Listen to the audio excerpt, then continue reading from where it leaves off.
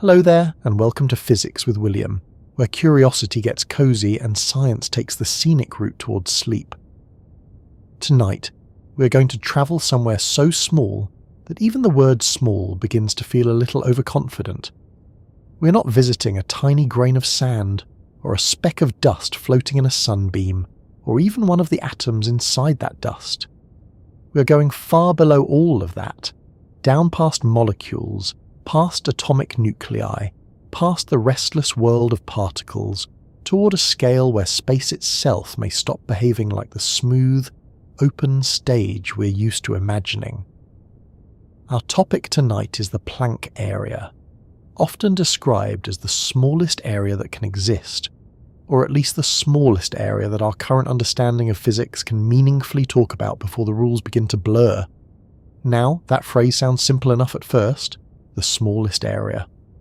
It feels like something you could point to, maybe with a very tiny ruler, if only your ruler were polite enough to become impossibly small.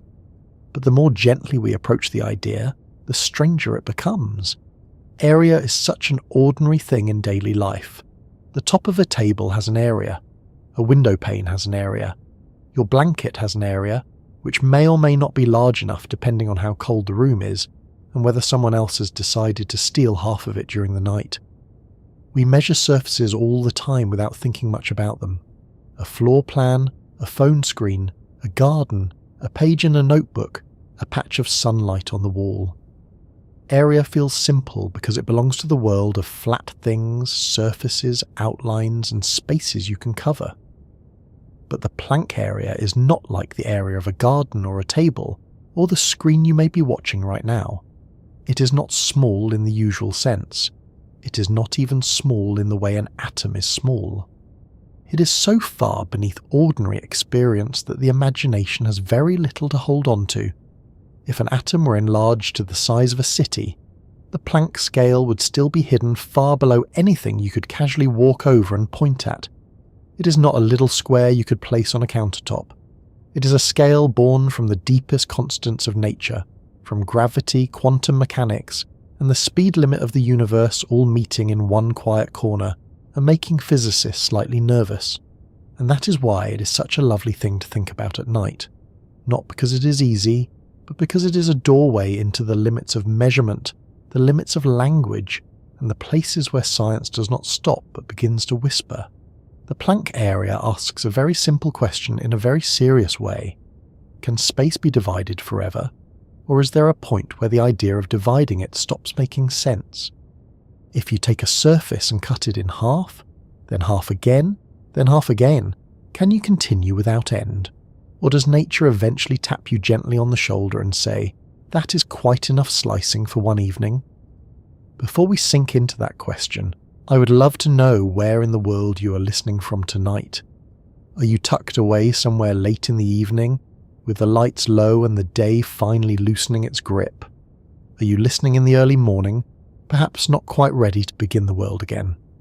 And here is a fitting little question for tonight. When you look around you right now, what surface is closest to you? A pillow, a wall, a desk, a blanket, the glass of a phone screen, the quiet ceiling above your bed? Whatever it is, that surface has an area, and tonight we're going to follow the idea of area down to its smallest possible meaning. If you find this journey soothing, interesting, or simply a pleasant way to let the mind settle, I would be ever so grateful if you gave the video a like and maybe subscribed. It helps this calm little corner of science reach others who may also enjoy drifting off while the universe quietly becomes more mysterious.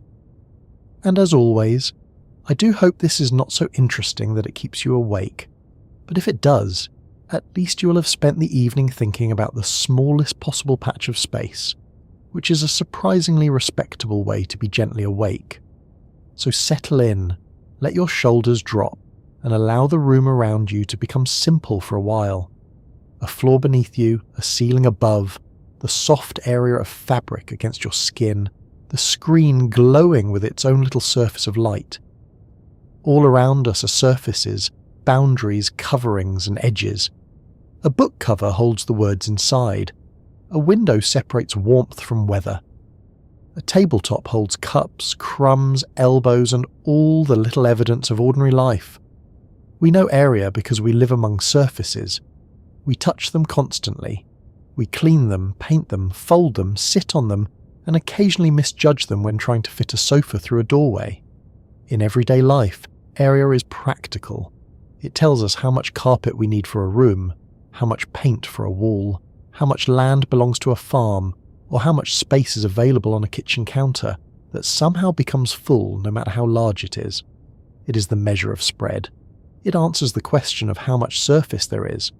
And because we are large creatures living in a large world, area usually feels continuous. You can move your hand smoothly across a table. You can trace a circle on paper. You can imagine dividing a square into smaller and smaller squares without seeing any reason to stop.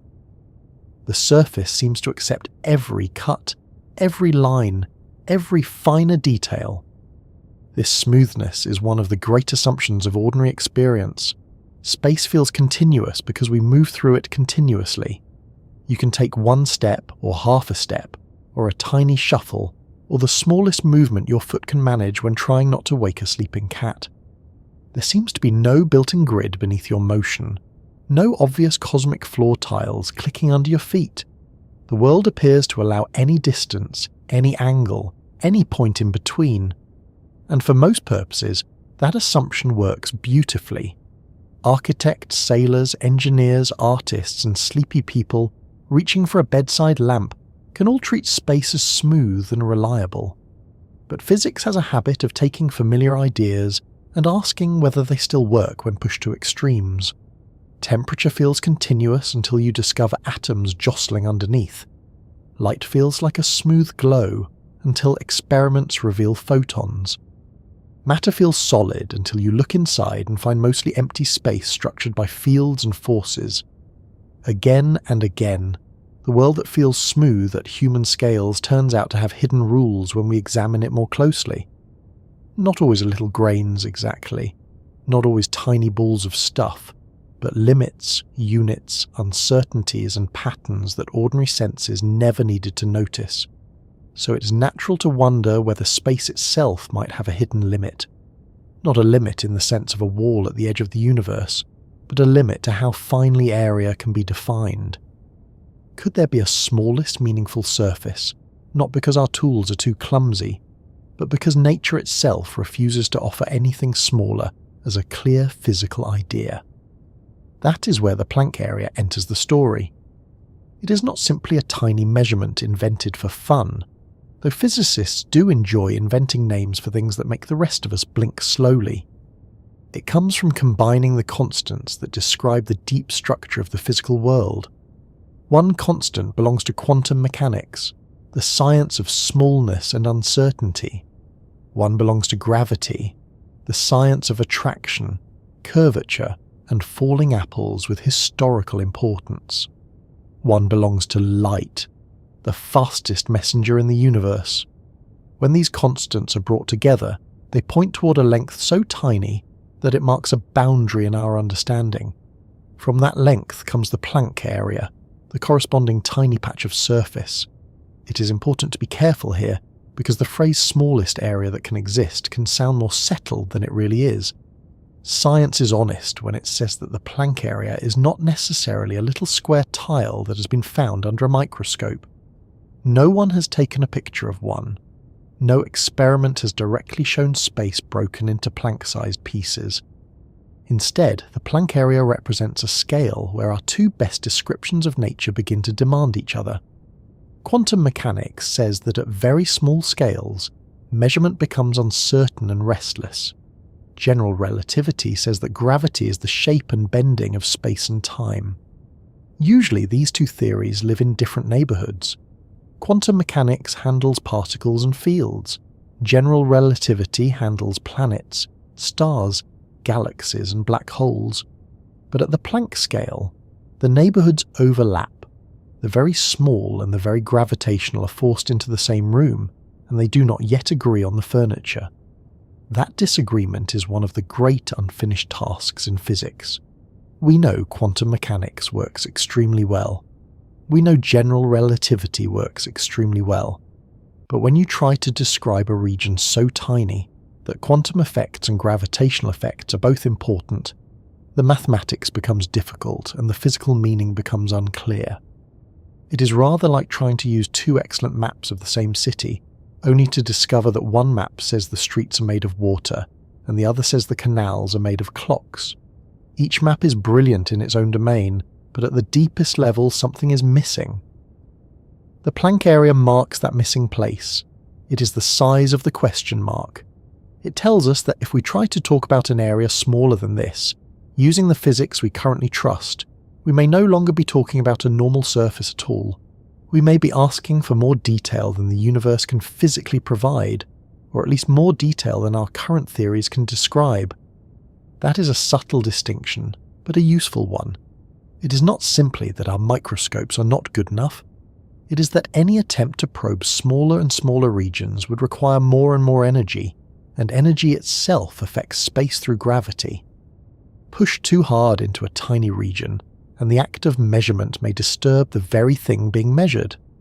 At some point, trying to inspect a smaller patch of space may create conditions where ordinary ideas of location and surface collapse into something more like quantum gravity, or even a tiny black hole in theory. It is as if reality has placed a fog at the bottom of the staircase, not because it wants to be dramatic, but because the staircase itself may stop being stairs. Think of an image on a screen. From a comfortable distance, it looks smooth. A blue sky in a film looks like a continuous wash of colour. Move closer, and you may notice pixels. Move closer still, and the image is no longer a sky in the same way. It is an arrangement of tiny lights. Now, this is only an analogy, and like all analogies, it should not be asked to carry heavy luggage. The Planck area does not prove that the universe is literally a screen made of pixels, but the comparison helps us feel the possibility that smoothness may be something that appears at larger scales. Space may seem continuous to us because we are enormous compared with its deeper structure. We are not just large compared with the Planck scale. We are absurdly, extravagantly large. A human being compared with the Planck length is not like a mountain compared with a pebble. It is more like the visible universe compared with something far smaller than a particle, and even that comparison begins to run out of breath. This is one reason the Planck area is so difficult to picture. We normally understand small things by comparing them to other small things. A grain of sand is smaller than a pebble. A bacterium is smaller than a grain of sand. A virus is smaller than a bacterium. An atom is smaller still. But by the time we reach the Planck scale, the ladder of comparison has stretched far beyond ordinary imagination. The Planck area is not just smaller than a postage stamp. It is smaller than the cross-sectional area of a proton by a number so enormous that saying it out loud would be less helpful than taking a quiet sip of tea and accepting that the universe has a flair for extremes. And yet, this tiny area is not irrelevant. Quite the opposite. It appears in some of the most profound ideas in modern physics, especially when we think about black holes. Black holes are not just cosmic vacuum cleaners, despite what many dramatic illustrations may imply. They are regions where gravity is so strong that even light cannot escape once it passes a boundary called the event horizon. That horizon is a surface, and surfaces have area. In the 20th century, physicists discovered something astonishing. The behaviour of black holes seems to connect their entropy, their hidden information, not to their volume, but to the area of their horizon. More specifically, the Planck area appears as a kind of natural unit in counting how much information a black hole can contain. This does not mean the event horizon is simply made of little squares like bathroom tiles, though that image is hard not to enjoy. It means that area, at the deepest level of gravity and information, may be more fundamental than we once thought. This idea led to one of the most surprising turns in theoretical physics. We usually think that the information inside a region depends on its volume. After all, a cupboard holds more biscuits if it is deeper, wider, and taller. In ordinary life, storage is about volume, but black holes suggest that the maximum information in a region may be related to its boundary area instead. The surface may know more than expected. The edge may matter more than the inside. It is a strange lesson, and it has inspired ideas about the universe itself, including the possibility that what we experience as three-dimensional space might, in some deep sense, be described by information on a boundary. That sounds almost too strange for bedtime, but do not worry. We will approach it slowly with sensible shoes and perhaps a biscuit. For now, what matters is that the Planck area sits at the meeting point of space, gravity, quantum theory, and information. It is small, yes, unimaginably small, but it is not merely a record for smallness, it is a clue. It is a signpost placed at the edge of our current understanding. It says that below this scale, the smooth surfaces of ordinary geometry may no longer be the right way to think. Maybe space is granular. Maybe it is woven from quantum relationships. Maybe area comes in discrete steps. Maybe the question of smallest area depends on a future theory we do not yet have. Physicists have several ideas and none has yet won the final argument. The universe, as usual, has declined to hand in a simple answer sheet. There is something comforting in that, oddly enough. The Planck area reminds us that science is not just a catalogue of things already known. It is also a careful map of where knowledge becomes uncertain. It is a way of saying, we can go this far with confidence, and beyond this point, the ground changes. That honesty is part of what makes physics beautiful. It does not pretend the mystery is solved before it is. It builds the best tools it can, checks them against the world, and when the tools begin to fail, it studies the failure as a message. So tonight, as we begin with this smallest possible area, we are really beginning with a familiar object in an unfamiliar form, a surface, a patch, a piece of spread out space. The same simple idea that helps you measure a rug or choose the right size tablecloth becomes, at the deeper scale, a doorway into quantum gravity. A quiet square of thought, so small that it cannot be drawn, photographed or imagined directly, yet large enough in meaning to touch black holes, the birth of space, and the limits of what measurement can say. And perhaps that is the best way to start. Not by forcing the mind to picture the impossible, but by letting the ordinary lead us downward. The area of the room, the area of the bed, the area of the screen, the area of a page, then smaller and smaller and smaller again, until the smooth world begins to tremble, and the question changes from how much surface is there to what does surface mean at all. That is where we are headed now, slowly and carefully, into the story of why area matters, why measuring it has always shaped human understanding, and why the tiniest patch of space may carry some of the deeper secrets in the universe. To understand why the Planck area matters, it helps to begin with something wonderfully ordinary. Imagine a quiet table in a dim room, perhaps the one beside you now, holding a cup, a book, a lamp, or the phone that has somehow become the control panel for modern existence. The table has a surface. You can rest your hand on it. You can slide a pencil across it. You can cover part of it with a coaster, or a napkin, or that mysterious little pile of things that appears on tables even when nobody admits putting them there. In daily life, area is simply the amount of surface something has. It is practical, calm, and dependable. It tells us how much space there is to paint, polish, sit on, wrap, cover, or accidentally spill tea across. But when the universe gets tiny, area stops being merely practical. It becomes one of the deepest ideas in physics. That may seem surprising, because when we think about the smallest things, we often imagine little objects floating in empty space. Tiny balls, tiny dots, tiny specks. We imagine particles as if they are miniature marbles, and space as the empty room they move around in. This picture is not completely useless, especially when first trying to get comfortable with atoms and particles, but it begins to fail as we go deeper. The small world is not just a smaller version of the large world. It is not a dollhouse universe with tiny furniture and tiny billiard balls. It has its own rules, its own uncertainties, and its own very odd sense of personal boundaries. Area matters because surfaces are how many physical things reveal themselves. We learn about the world through contact with boundaries. A wall stops your hand. A mirror reflects your face. A window lets light through. A planet has a surface you can stand on if it is kind enough to be solid, and not, for example, mostly storm, pressure, and bad vacation planning. Even when something is not a physical wall, we often understand it by its boundary: the edge of a shadow, the outline of a flame, the surface of water, the horizon around a black hole. A surface is where one condition becomes another, inside and outside, here and there, seen and hidden, touchable and unreachable.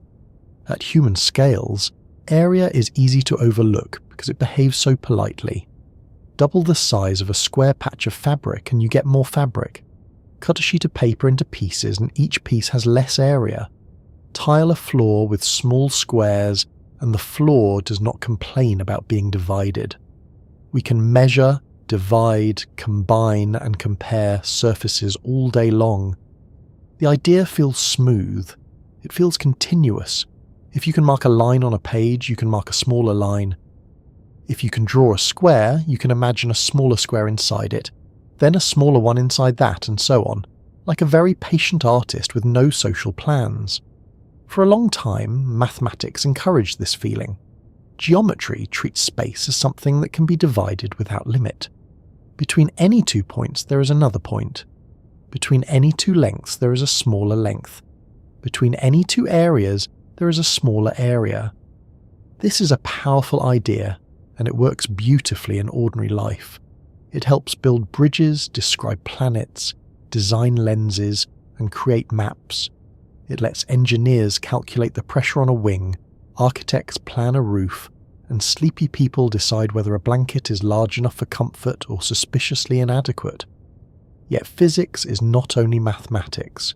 Physics asks what can actually be measured, what can actually happen, and what nature allows when the question is not written on a chalkboard but pressed into the world itself.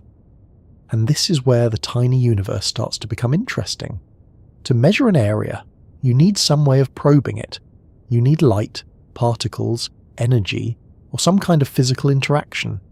You cannot simply demand that nature reveal detail. You have to ask using something real. And the smaller the detail you want to see, the more energetic your question must become. This is already familiar in a gentle way. If you want to see fine details, you need a finer probe.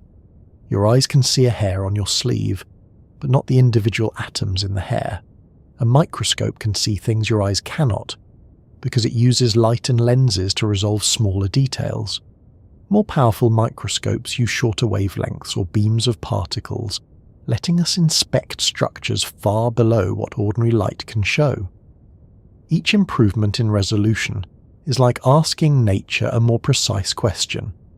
The trouble is that very precise questions can become rather forceful. In the quantum world, measuring something is not like quietly looking at a sleeping cat from across the room.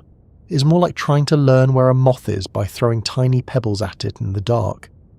The pebble tells you something when it bounces back, but it also disturbs the moth, and the moth may file a complaint with the universe. At extremely small scales, any act of measurement involves interaction, and interactions matter. You cannot observe without participating. You cannot probe without affecting. Now add gravity to the situation, and things become even stranger. Energy is not just a tool for measurement. Energy also gravitates. It helps shape space and time. The more energy you squeeze into a smaller region, the more strongly gravity responds. In normal experiments, this effect is ridiculously tiny. A flashlight does not noticeably bend the room around it, which is good, because bedtime would become complicated.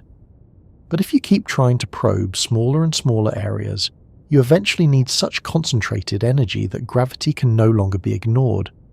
At that point, the very attempt to measure a tiny patch may change the patch. The microscope becomes part of the mystery. This is one reason the Planck area matters. It is not just a small area. It is a sign that our usual ideas about measuring surfaces may have reached a deep limit. Below that scale, trying to define a smaller area may require conditions that destroy the meaning of the area you are trying to define. It is rather like trying to inspect the surface of a pond with a hammer. You may learn something about hammers, but the pond surface will not remain politely available for study. The tiny universe also forces us to rethink what we mean by a point. In ordinary geometry, a point has no size. It is a position, an exact location, a perfect mathematical idea. Points are incredibly useful. They let us define lines, shapes, distances, and areas. But physical reality may not provide points in the same clean way mathematics does. A physical point would require infinite precision, and infinite precision is not something the quantum world tends to hand out like biscuits.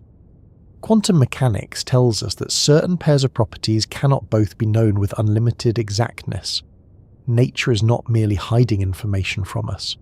The uncertainty is built into the structure of the theory, so when the universe gets tiny, area becomes tangled with uncertainty.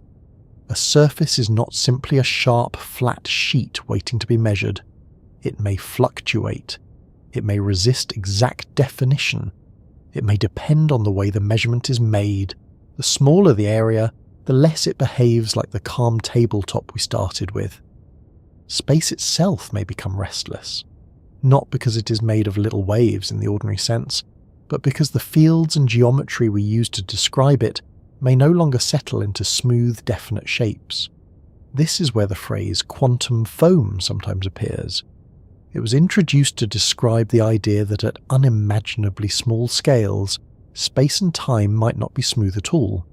Instead, they may be full of fluctuations, tiny changes in geometry, little bubbling uncertainties far below anything we can see.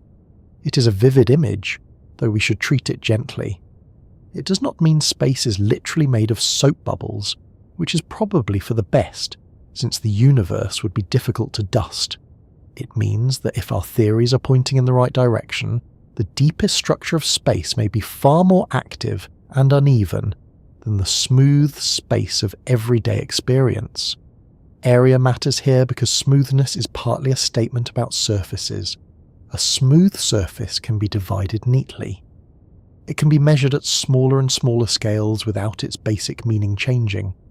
But if space has a quantum structure, then the area of a surface may not be able to vary in just any amount.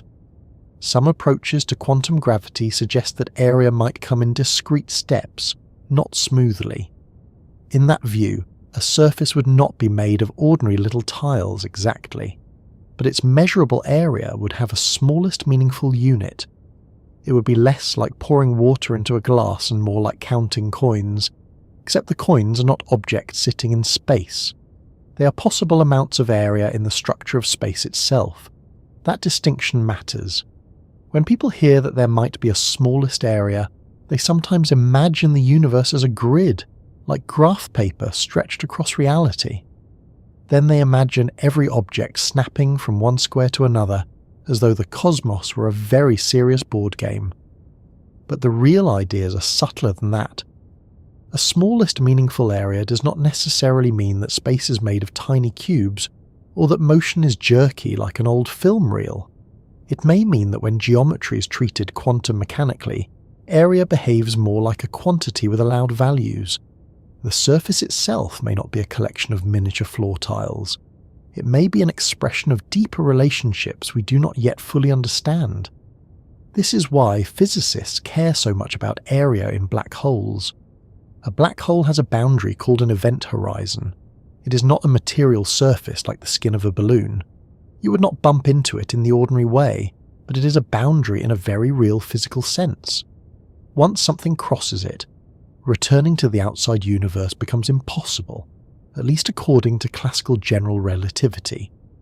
The event horizon has an area, and that area turns out to be deeply connected to the black hole's entropy, which is related to how much hidden information the black hole can contain. This discovery was shocking because it suggested that the information content of a black hole grows with the area of its boundary, not the volume inside it. That is not how we usually think about storage.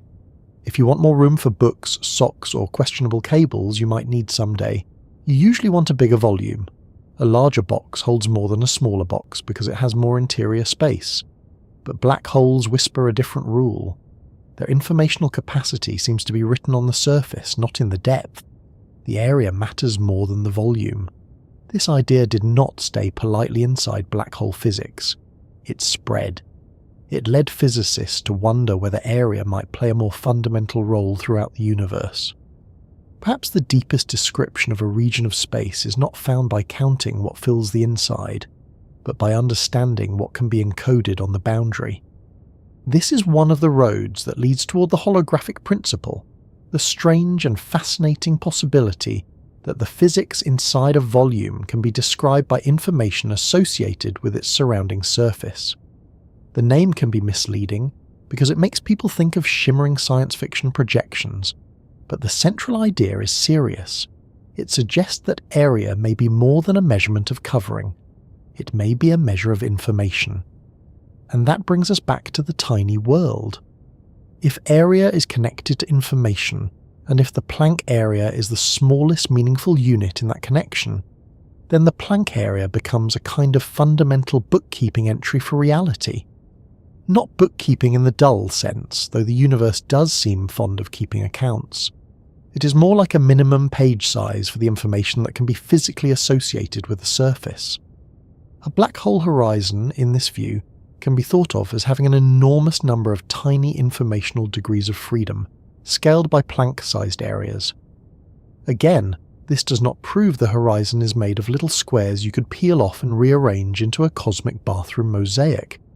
It means the Planck area provides the natural scale for counting the deep information linked with gravitational surfaces. There is another reason area becomes important when the universe gets tiny. Forces often depend on how things spread through surfaces. Light spreads across expanding spheres as it travels from a source. Radiation weakens as it covers more area. Fields are described through surfaces. Flux, pressure, intensity, and curvature all involve ideas related to area. Even if we avoid the formal language, the intuition is simple. A surface is where flow is counted, how much light passes through a window, how much wind pushes against a sail, how much gravitational influence crosses an imaginary boundary. Area tells us how nature distributes its effects. At large scales, this distribution is smooth enough to treat with continuous mathematics. At tiny scales, the question becomes whether that smooth spreading still makes sense. Can a field be defined at every point on an arbitrarily tiny surface? Can curvature be assigned cleanly to a region smaller than the Planck area? Can information be packed into a boundary without limit? These questions are not decorative. They're essential to understanding whether space and time are fundamental or emergent. Emergent is a gentle word for a powerful idea. It means something appears at one scale, even though it is not basic at a deeper scale. Temperature is a classic example. A single molecule does not have temperature in the ordinary sense. Temperature arises from the collective motion of many molecules. Sound is another example. It is not a thing floating separately from matter. It emerges from coordinated vibrations. Perhaps space and area are like that. Perhaps they are not the most basic ingredients of reality, but large-scale descriptions of something deeper. If so, the Planck area may be the scale where the familiar description starts to lose its grip, the way the idea of a smooth ocean surface gives way to molecules when you zoom in far enough. But we should not rush too quickly. It is tempting to say that the Planck area is definitely the smallest patch of space, full stop, and then tuck ourselves in feeling that the universe has been neatly labelled. Physics is rarely so accommodating. The Planck area is a natural scale, a warning sign, and a clue. It tells us where quantum gravity should become important. It tells us where ordinary geometry may break down. It appears in black hole thermodynamics and theories that try to quantize space. But whether it is truly the smallest possible area in the final theory of nature remains an open question. Some theories suggest yes in some sense. Others treat the Planck area as a scale of transition rather than a literal minimum. The honest answer is that we do not yet know. Still, not knowing does not make the idea weaker. It makes it more interesting. The Planck area matters precisely because it marks a boundary between what we understand well and what we are still trying to understand. It stands at the edge where the smooth universe of Einstein meets the uncertain universe of quantum mechanics. It asks whether surfaces can be infinitely divided, whether information has a density limit, whether black holes count reality by area, and whether the space around us is more like a continuous fabric or a structure woven from something deeper. There is also a quiet philosophical weight to it. Area seems humble. It is the size of a floor, a page, a window, a handprint. Yet at the smallest scale, area becomes tied to the existence of space itself. When you ask how small an area can be, you are really asking whether space has an ultimate grain, whether measurement has an end, whether the universe permits unlimited detail, or whether detail itself is something that emerges only above a certain scale. That is a surprisingly large burden for such a tiny idea to carry, but the Planck area carries it rather well. So the next time you look at a surface, any surface, the wall beside you, the blanket over you, the quiet rectangle of a light on a screen, you might imagine it not as simple and passive, but as part of a story that runs from carpets and tabletops all the way to black holes and quantum gravity. Its area seems smooth, because you are meeting it at a scale your body understands. Your hand glides over it, your eyes accept it, your brain turns it into a familiar object and moves on. But far beneath that familiarity lies a question that has not yet settled. Is that surface divisible forever, or does the universe have a smallest meaningful way for area to exist? For now, we can say that as the universe gets tiny, area stops being just a measurement and becomes a messenger. It tells us about boundaries, information, gravity, uncertainty, and the possible structure of space. It points toward the place where our best theories must eventually become one theory, where the large and small no longer live apart, and once we see why area matters, the next step is to ask how humans learned to measure the world in the first place, how our simple rulers and clocks led, slowly and unexpectedly, toward the strange natural units that carry Max Planck's name. Measuring anything begins with a very human kind of confidence. We stretch out a hand, lay down a ruler, mark one end and then the other, and feel that we have done something sensible. The table is this wide, the room is that long. The garden needs this much fence, which always turns out to be more fence than expected, especially if the garden has ambitions. Measurement gives the world edges we can talk about. It turns vague experience into shared language. Instead of saying the room is rather roomy, or the walk is a bit far, or the parcel is suspiciously heavy, we can give numbers, units, comparisons. We can agree. We can build. We can cook without turning every recipe into a small act of improvisational theatre. At first, measurement was tied to the body. A foot was a foot, more or less, though whose foot was a matter of some inconvenience. A cubit was based on the forearm. A hand could measure the height of a horse. A pace could measure a field, provided the person pacing was honest and not trying to sell you a slightly optimistic piece of land. These early units were practical because they were always available. You did not need a laboratory to know roughly how long your arm was, but they were also messy. People are not all the same size, as anyone who has ever tried to borrow a coat knows. A king could declare a standard, a city could keep a measuring rod, a market could demand consistency, but measurement remained closely tied to local custom and physical objects. That may seem far away from the Planck area, but it is part of the same story. Before we can understand the smallest meaningful area in physics, we have to understand what measurement is trying to do. A unit is not just a label, it is an agreement about how to compare one thing with another. It says, take this familiar quantity, then use it as a reference. A ruler works because its marks are stable enough for ordinary use.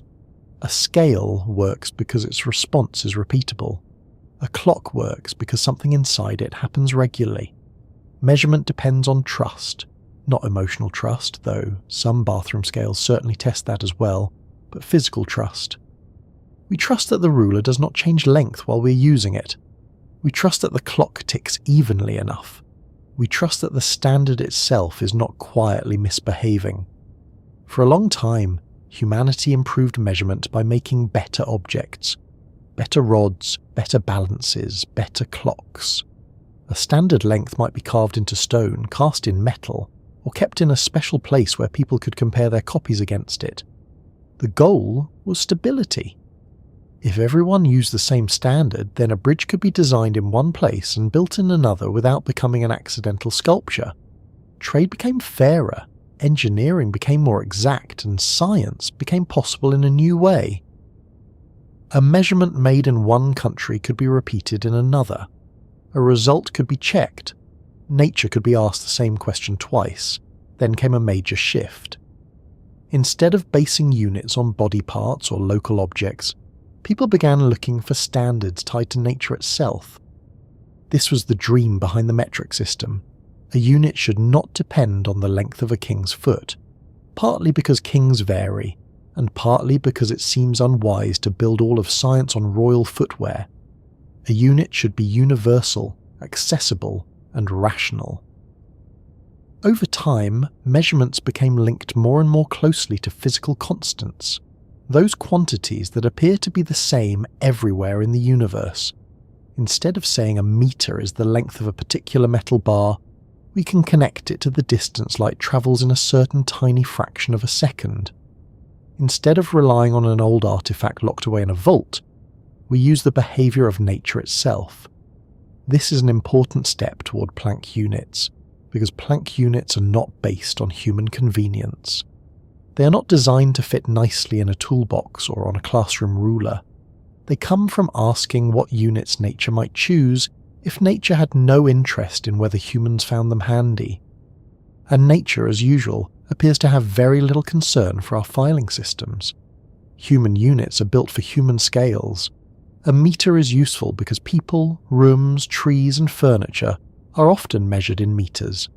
A second is useful because heartbeats, footsteps, boiling kettles, and impatient elevator rides happen over seconds. A kilogram is useful because bread, books, cats and luggage can be weighed without needing absurdly large or tiny numbers. These units are not random, but they are shaped by the world we experience directly.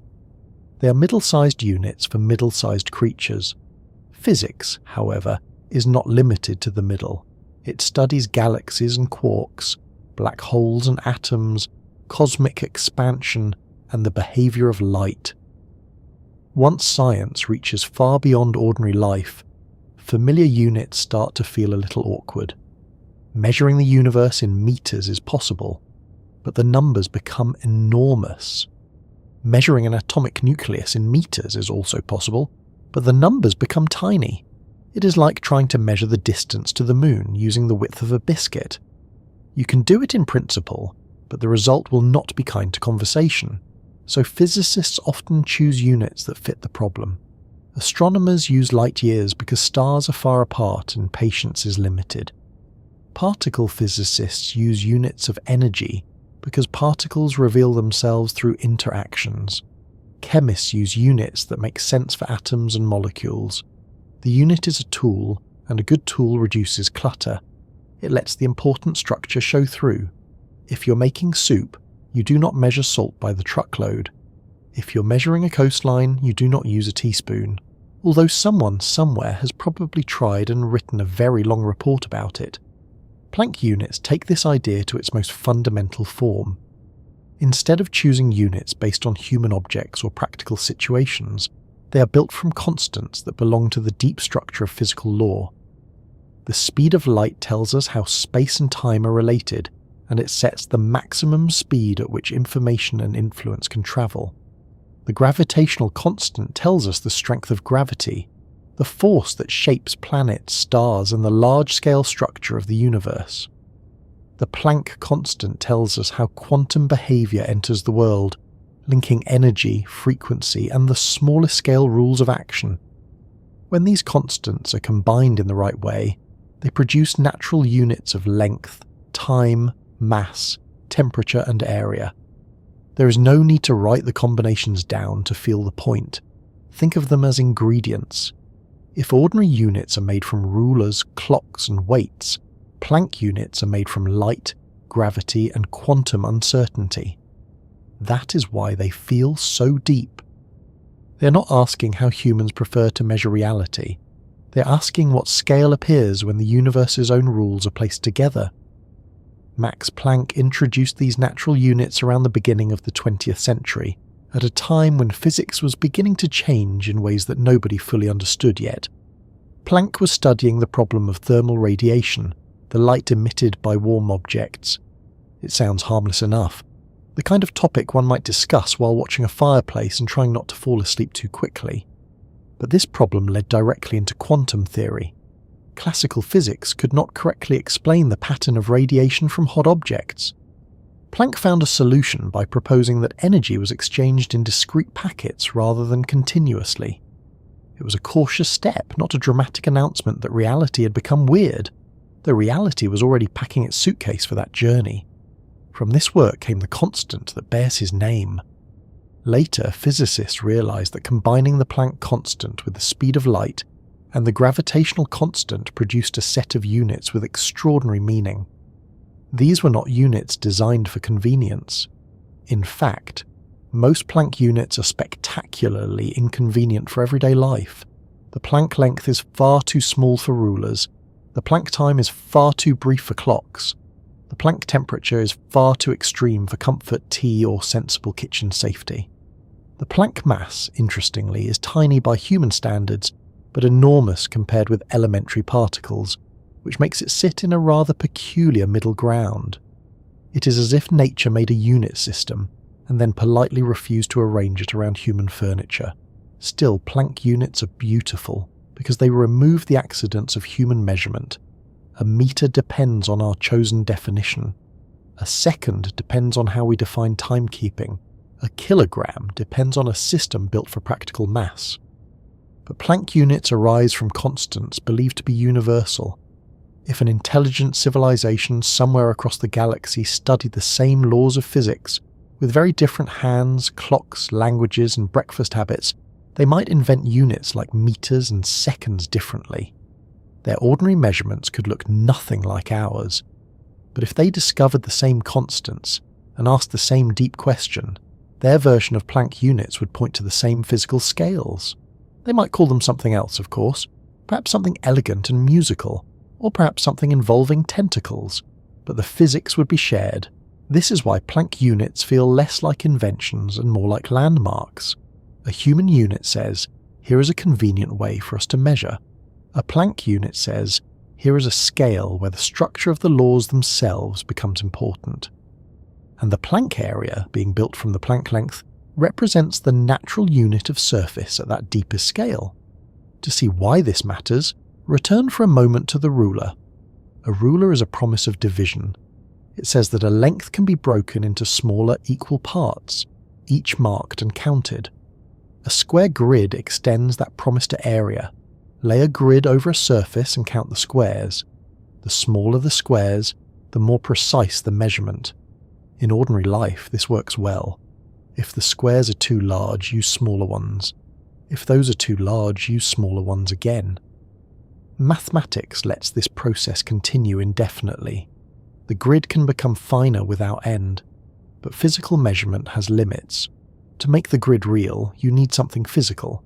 Marks, light, particles, signals, interactions.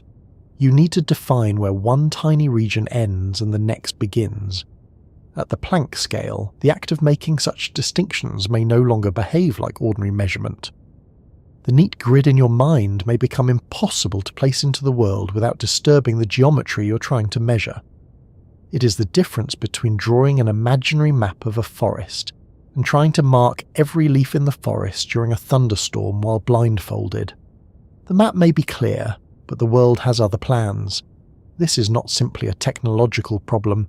It is tempting to imagine that future scientists will build a better microscope and simply look.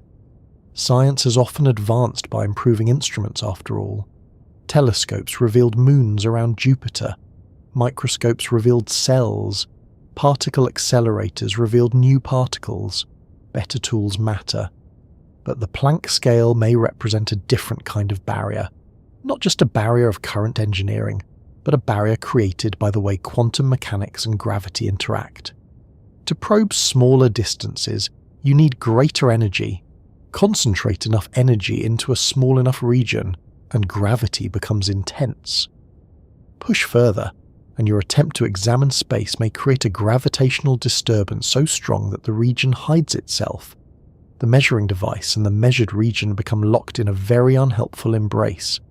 At this point, ordinary ideas of measurement begin to lose their clean meaning. What does it mean to measure a surface if the surface is fluctuating quantum mechanically? What does it mean to locate a boundary if the geometry of space itself is uncertain? What does it mean to define an area smaller than the scale at which area can be physically distinguished? These are not easy questions, and they are not settled. But Planck units give physicists a language for asking them. In a way, Planck units are like warning labels placed by theory. Not danger exactly, though the universe at that scale is not suitable for casual handling. More like, beyond this point, familiar assumptions may not apply. The Planck length warns us that the idea of distance may change. The Planck time warns us that the idea of duration may change. The Planck area warns us that the idea of surface may change. These are not walls in space. They are scales of meaning. This is why measuring the unmeasurable is such a fitting phrase. The Planck area is not unmeasurable merely because it is small. Plenty of small things have been measured indirectly with great success. It is unmeasurable in a deeper sense because our usual concept of measurement may not survive unchanged at that scale. The question is not only how tiny the area is. The question is what counts as an area when space is no longer safely smooth. There is a gentle irony here. Measurement began with hands, feet, rods, stones, and stars. It began with the human body and the visible world. Over centuries it became more precise, more universal, more abstract. We learned to tie units to light, atoms, and constants. We escaped the king's foot and reached the laws of nature. Yet at the far end of this progress, measurement leads us to a place where measuring itself becomes uncertain. The ruler becomes too large not because it is poorly made, but because the idea of a ruler may no longer fit. And still, Planck units are not useless. Quite the opposite. They are useful because they show where our theories must change. A good mystery is not just a blank wall.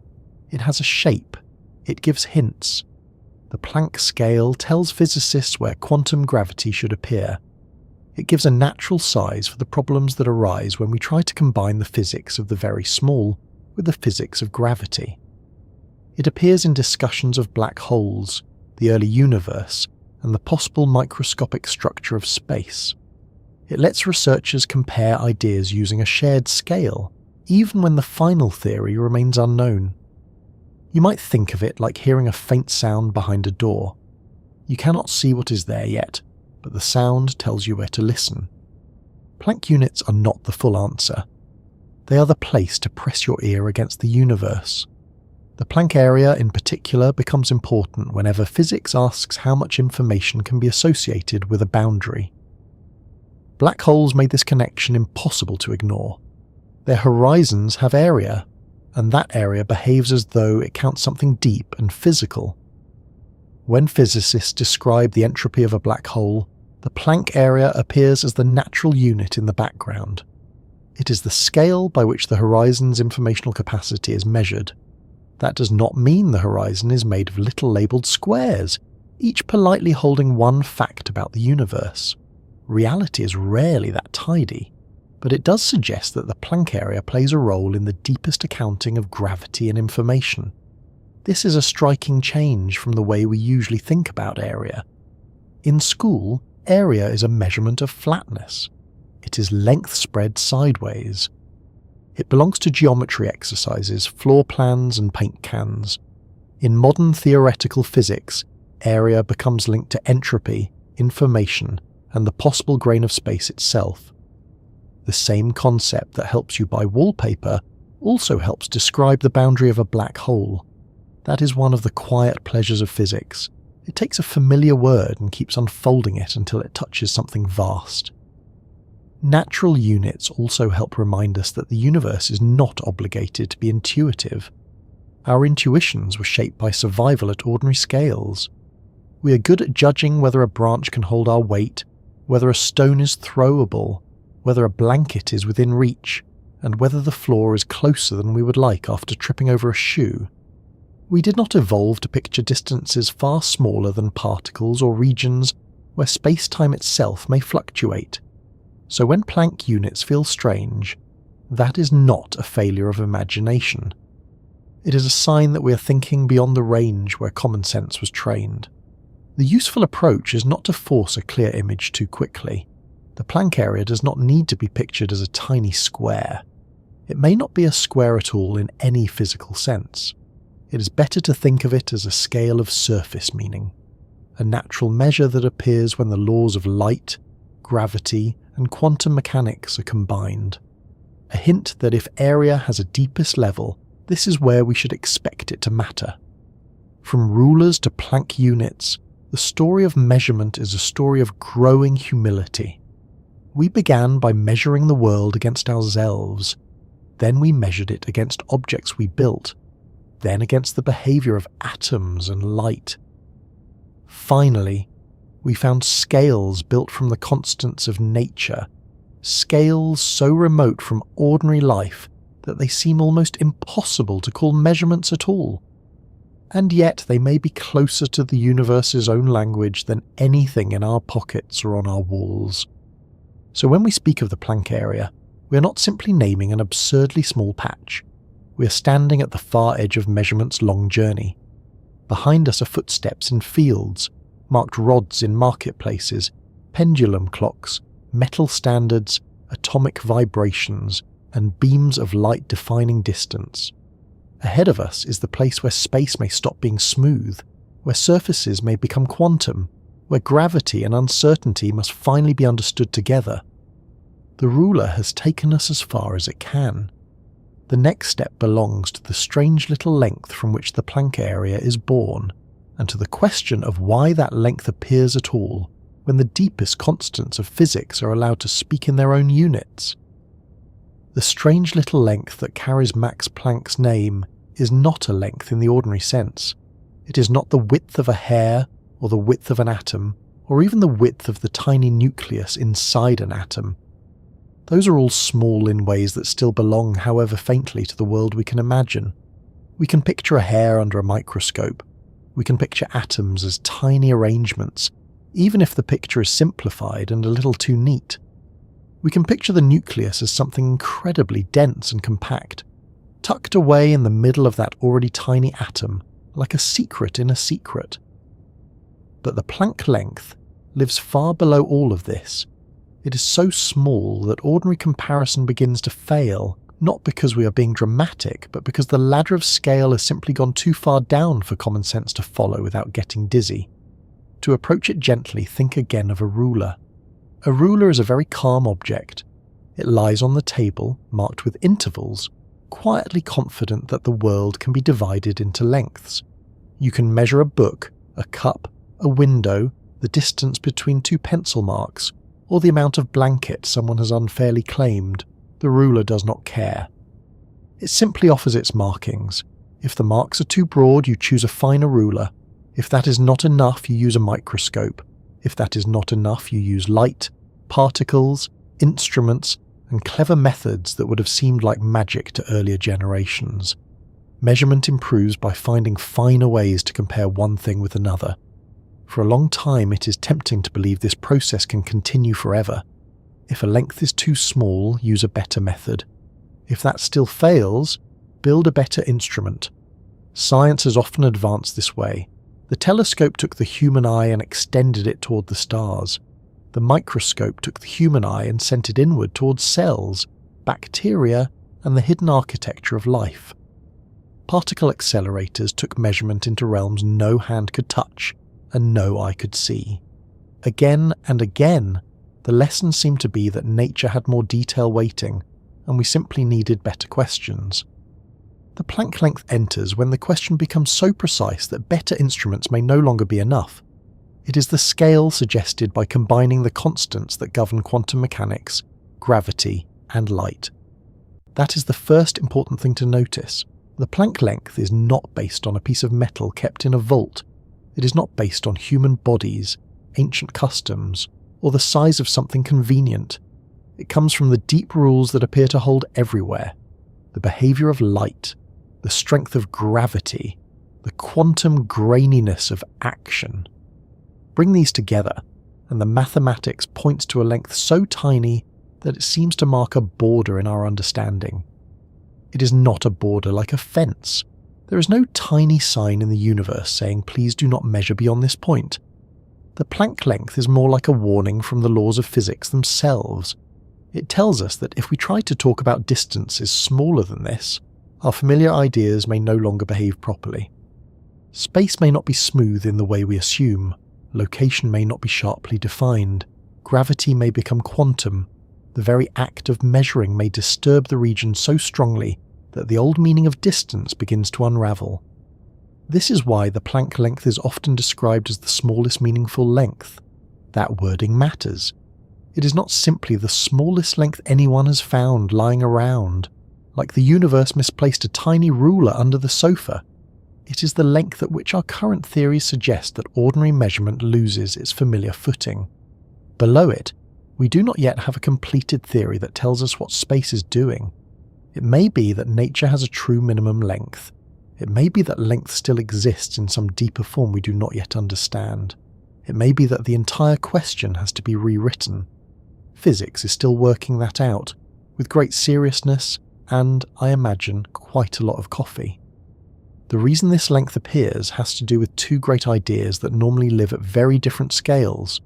Quantum mechanics rules the tiny world of particles, fields, uncertainty, and probability. General relativity rules the large world of gravity, space-time curvature, stars, planets, and black holes. Most of the time, they can work separately. If you're studying an electron in a laboratory, gravity is so weak that it can usually be ignored. If you're studying the orbit of a planet, quantum uncertainty is not what keeps you awake at night. Unless you're a physicist with a particularly committed imagination. Each theory does its job beautifully within its own territory. But the Planck length is where the territories overlap. It is where the tiny becomes so tiny and the energies involved become so extreme that gravity can no longer be left out of the quantum picture. The smooth stage of space-time and the restless world of quantum uncertainty must both be considered at once.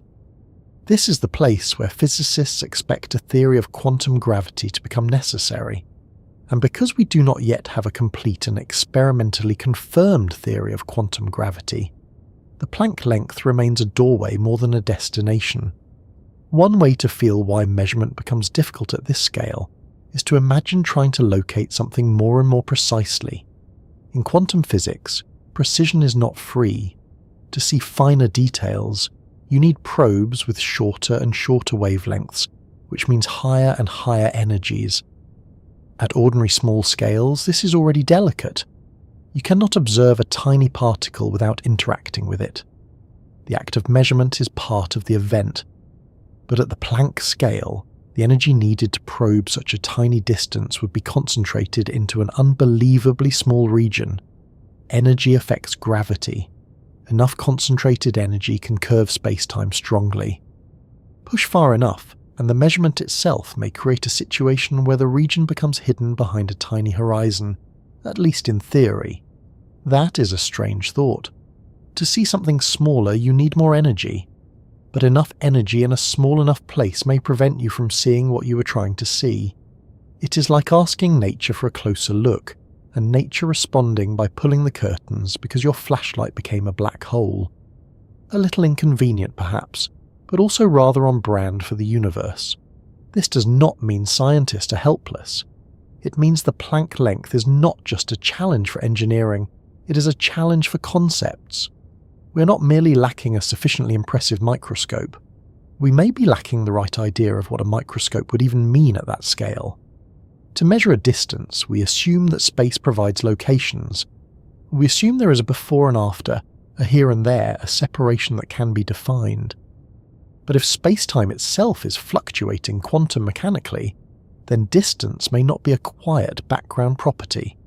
It may become something uncertain, relational, or emergent from deeper physics. Now, from this strange length comes the Planck area, and in one sense, the birth of the Planck area is simple. If length describes a line, area describes a surface. If you take the Planck length and let it define a tiny spread in two directions, you arrive at the natural unit of area associated with the Planck scale. No formulas are needed to understand the idea. A square on a floor has area because it has extent in one direction and extent across another direction. The Planck area is the same kind of idea carried to the most extreme possible scale, not as a floor tile we can see, but as the smallest natural surface scale suggested by the deep constants of physics. But although the move from length to area sounds simple, its meaning is not simple at all. A length can suggest a smallest separation, an area suggests a smallest measurable surface, and surfaces are deeply important in gravity. They define boundaries, they contain horizons, they measure how fields spread, they tell us how information might be counted. Once we speak of the Planck area, we're no longer only asking how close 2 points can be, we're asking how small a surface can meaningfully become and whether the geometry of the universe has a smallest unit of spread. This question becomes especially powerful because area is not merely a mathematical decoration in modern physics. In black hole physics, area behaves almost like a hidden ledger. The horizon of a black hole has an area, and that area is linked to the black hole's entropy. Entropy, in this setting, is related to the amount of hidden information associated with the black hole. This was one of the great surprises of 20th century physics. The information connected with a black hole seems to scale with the surface of its horizon, not with the volume inside. The boundary carries the count. The surface becomes fundamental. And in that counting, the Planck area appears as the natural scale. It is as if the universe says, when gravity, quantum theory, and information meet at a boundary, this is the size of the smallest accounting mark. Again, we must be careful. This does not prove that a black hole horizon is literally made of tiny square patches that sit next to each other like tiles in a kitchen. That image is charming, but physics is usually less domestic. The deeper point is that the Planck area provides the natural unit in which horizon information is measured. It is the scale at which area and information begin speaking the same language. That alone gives the Planck area enormous significance. It means the smallest possible surface scale is not an isolated curiosity. It is tied to the deepest known connection between gravity and thermodynamics, between geometry and information. A black hole, which once seemed like a one-way cosmic trap, turns out to be a clue about how space itself may store or encode physical information. The Planck area sits in the middle of that clue. There are theories that take this very seriously. In some approaches to quantum gravity, area is not continuous. It comes in discrete amounts. A surface can have one allowed area, then another, but not every imaginable value in between. This is not the same as saying, space is made of little wooden blocks. It is more subtle, more mathematical, and more difficult to picture while half asleep, which is why we are walking slowly. The idea is that geometry itself may have quantum properties. Just as energy in some systems comes in packets, area may come in allowed steps. If true, then the Planck area would be related to the smallest scale at which these steps become meaningful. Imagine hearing a musical note. The sound seems smooth to your ear, but it comes from vibrations. In certain physical systems, only particular patterns of vibration are allowed. Not every possible vibration fits. The system has rules. In a similar spirit, some quantum gravity theories suggest that geometry may have allowed patterns too. Surfaces may not be able to take on just any area at the deepest level. What feels smooth and continuous to us could be the large-scale result of many tiny quantum contributions blending together, the way a beach looks smooth from far away until you kneel down and meet the sand one grain at a time. But it is worth pausing over the word smallest. In daily life, smallest means something easy. The smallest spoon in the drawer, the smallest room in the house, the smallest biscuit left on the plate, which is often still worth taking if nobody is watching. At the Planck scale, smallest becomes more philosophical. Does the Planck area mean no smaller surface can exist? Or does it mean no smaller surface can be measured meaningfully? Or does it mean our current theories stop giving reliable answers there? These are related but not identical claims. Some physicists would be comfortable saying the Planck area is a candidate for the smallest meaningful area. Others would say it is the scale at which quantum gravity becomes important, not necessarily a literal minimum. The difference matters because science must not confuse a limit of current theory with a final fact about reality. It may turn out that a future theory shows area is truly discrete, with a smallest non-zero amount. It may also turn out that the Planck area is a transition scale, and the deeper structure is not made of areas at all, but of something from which area emerges. The honest answer is that the Planck area is where the question becomes unavoidable. That honesty makes the idea more beautiful, not less. It is tempting to want the universe to answer cleanly. Is there a smallest area? Yes or no? Is space made of pieces? Yes or no? But the universe is not a questionnaire. It is more like an old house at night. You hear creaks, notice drafts, find locked doors, and gradually learn which parts connect to which. The Planck area is one of those locked doors. We know it matters because several different paths lead to it. Quantum measurement leads to it. Gravity leads to it. Black holes lead to it. Natural units lead to it. Whenever the deepest theories start talking to each other, this tiny area appears nearby, looking innocent, as if it has not caused any trouble at all. To get a sense of how far removed it is from ordinary area, consider a square drawn on a piece of paper. Even a very small square, one you can barely see, contains a vast number of atoms. Each atom is enormous compared with the Planck length. The paper itself is made of fibers and molecules, and those molecules are made of atoms, and those atoms are structured by electrons and nuclei. If we zoom in far enough, the smooth paper becomes a complicated landscape. But even that landscape is still unimaginably coarse compared with the Planck scale. The Planck area is not hidden among the paper fibers like a very shy speck. It is far beneath the scale at which matter has ordinary structure. This is why no direct image of the Planck area exists. We cannot simply magnify a surface until the Planck patches appear. Our best experimental tools reach extraordinary energies and tiny distances, but the Planck scale remains vastly beyond direct access. To test ideas about it, physicists look for indirect clues. They study black holes. They study the early universe. They study high-energy particles, gravitational waves, and the mathematical consistency of theories that attempt to combine quantum mechanics and gravity. It is detective work done at the edge of what can be observed. The early universe is especially important because, according to our best cosmological models, there was a time when the entire observable universe was compressed into an incredibly hot, dense state.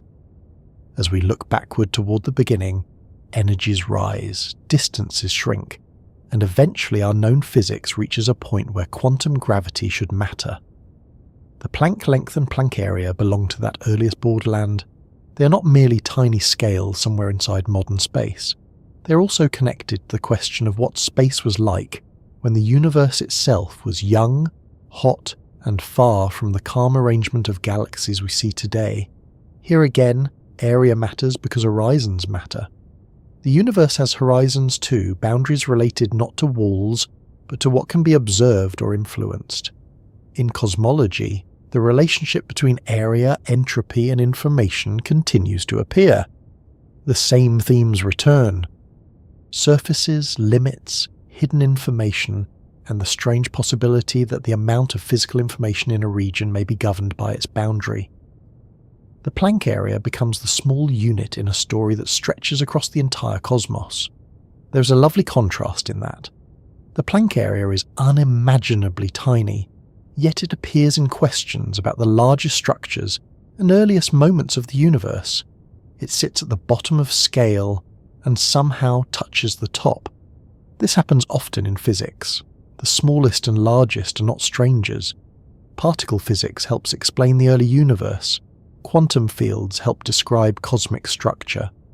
Black holes connect gravity, thermodynamics, and information. The universe seems fond of tying its extremes together, like a very ambitious gift wrapper. The birth of the Planck area from the Planck length also teaches us something about dimensional thinking.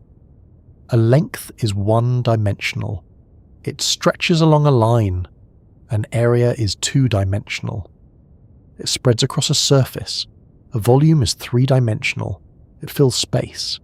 In ordinary life, moving from one to the next feels straightforward. A line becomes a square becomes a cube. But at the Planck scale, each step carries different physical meaning. A Planck length challenges the idea of exact separation. A Planck area challenges the idea of exact surface. A Planck volume would challenge the idea of exact region. Each one asks whether geometry can be divided without limit, or whether space has a deeper quantum structure. The Planck area may be especially important because nature keeps giving surfaces a special role. We live as though the inside is where the action is. The inside of a room contains the furniture. The inside of a box contains the biscuits. The inside of a planet contains rock, metal, heat, and a great many things best not encountered without preparation. But in gravitational physics, boundaries often carry surprising power. A horizon can hide information. A surface can encode what happens within. The area can determine entropy. The edge is not merely decoration. It may be where the deepest accounting happens. This does not mean the inside is unreal or unimportant. It means our ordinary intuition about information and space may be incomplete. Gravity appears to teach us that the surface of a region can say more than expected. The Planck area, then, becomes a kind of smallest word in the language of surfaces. Not a spoken word, of course, and not a word written in glowing cosmic ink, though that would be easier for science documentaries. It is a unit of meaning in the conversation between geometry and quantum theory. Still, we should return to the calm centre of the idea. The Planck length is the natural length scale where quantum mechanics and gravity meet. The Planck area is the natural area scale that follows from it. It is not something we can hold, draw, or directly measure.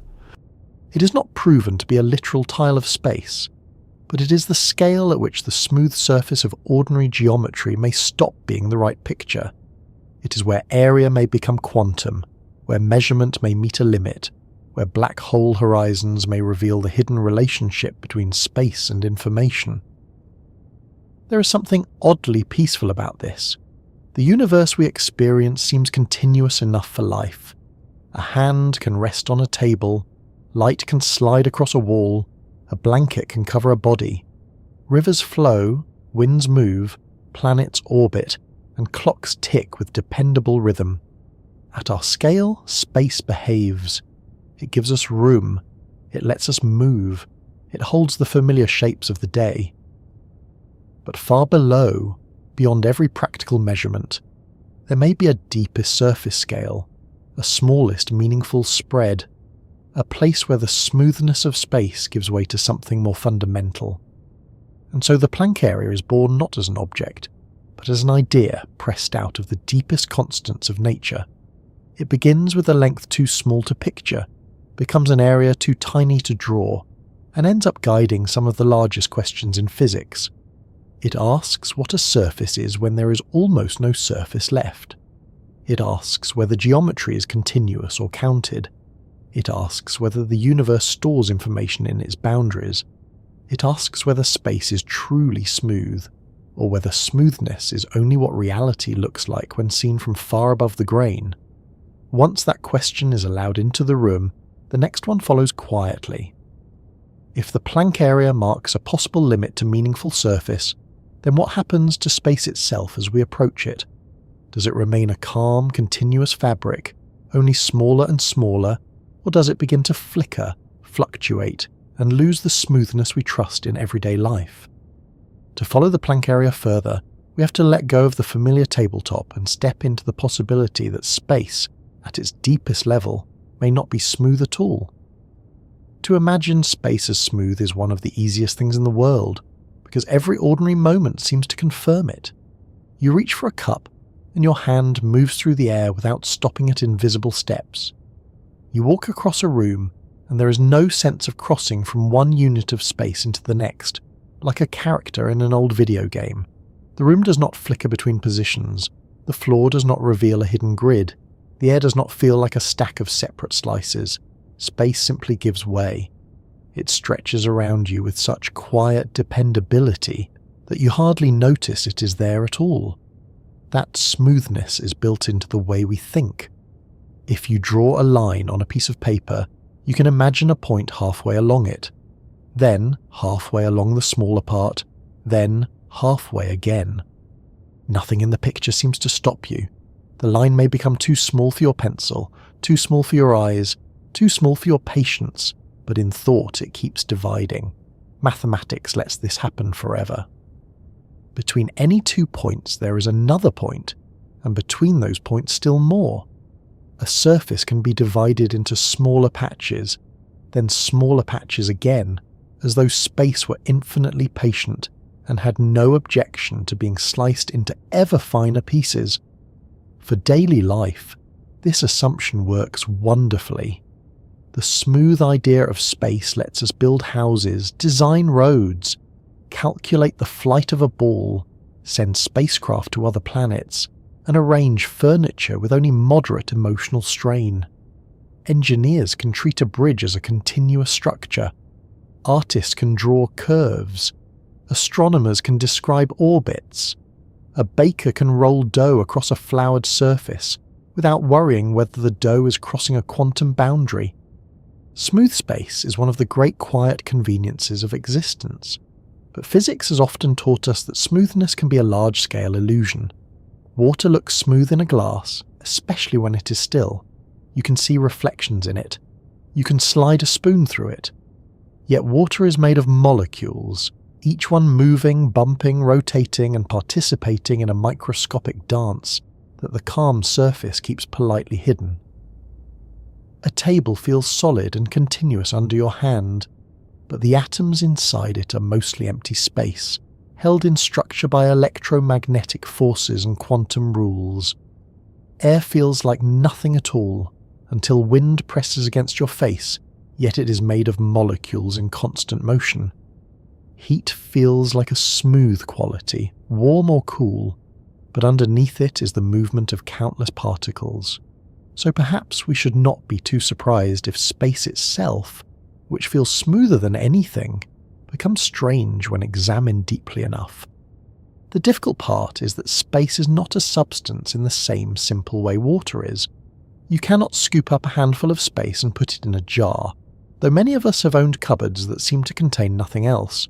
Space is the arena in which things happen, or at least that is how it appears in ordinary thought. It is the room, not the furniture, the stage, not the actors. But general relativity changed that picture. Space is not just a passive emptiness. It can curve, stretch, ripple, and respond to matter and energy. Gravity is not merely a force pulling objects through space. It is connected to the shape of space-time itself. This was already a radical change. In Newton's picture, space was a fixed background. In Einstein's picture, space and time became dynamic. They could bend around stars, stretch across the cosmos, and carry gravitational waves like ripples spreading through a pond. That is strange enough, but it is still usually smooth.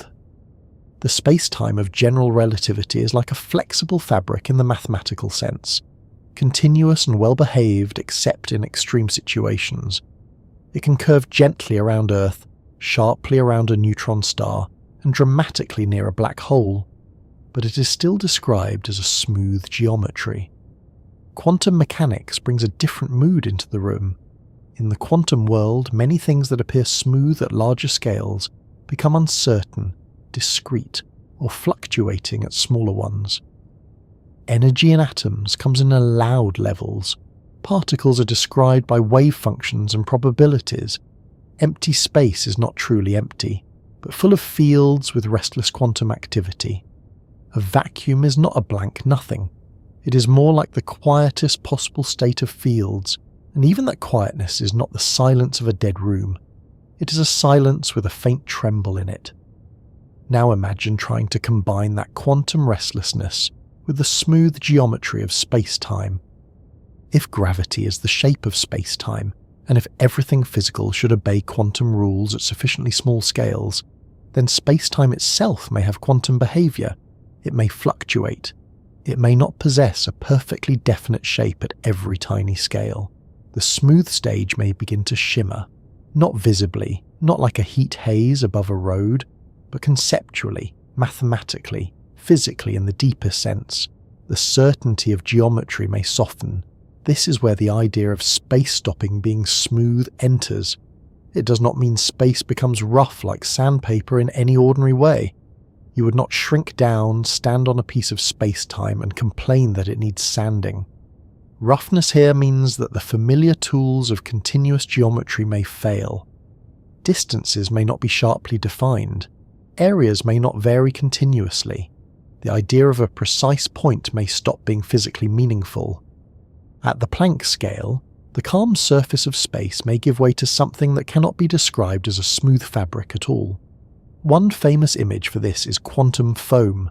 The phrase suggests that at extremely tiny scales, space-time may bubble and fluctuate wildly, with geometry changing from moment to moment. It is a vivid metaphor, and it has helped many people imagine why smoothness might fail. But it is still a metaphor.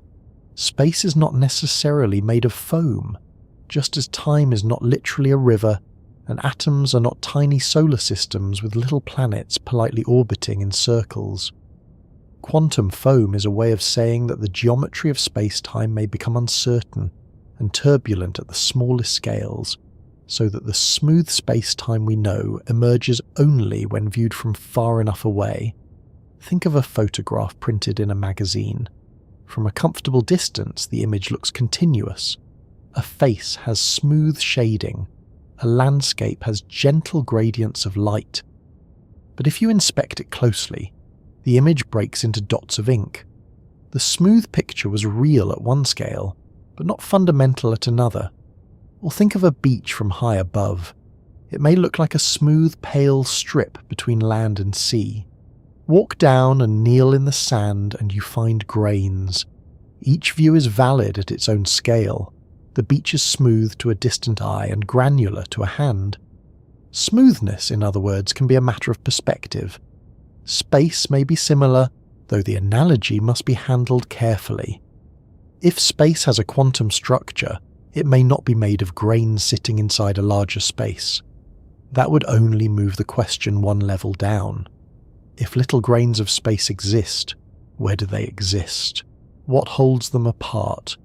What defines the space between the grains? The deeper theorists are not usually imagining tiny pebbles floating in an empty background. They are trying to describe how the background itself might arise from something more basic. That is much harder to picture, because our imagination likes objects. It likes things with edges.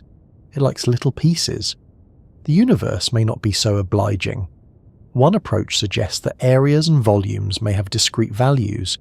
This is associated with certain attempts to build quantum gravity, where geometry itself is quantized.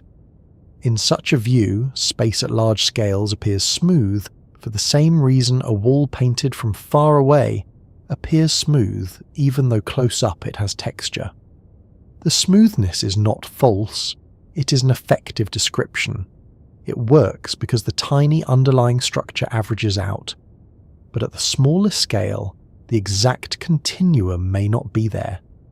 Another approach suggests that space is emergent from quantum information, especially patterns of entanglement. Entanglement is one of the strangest features of quantum mechanics. It means that separate systems can share a state in a way that cannot be reduced to each one having its own independent properties.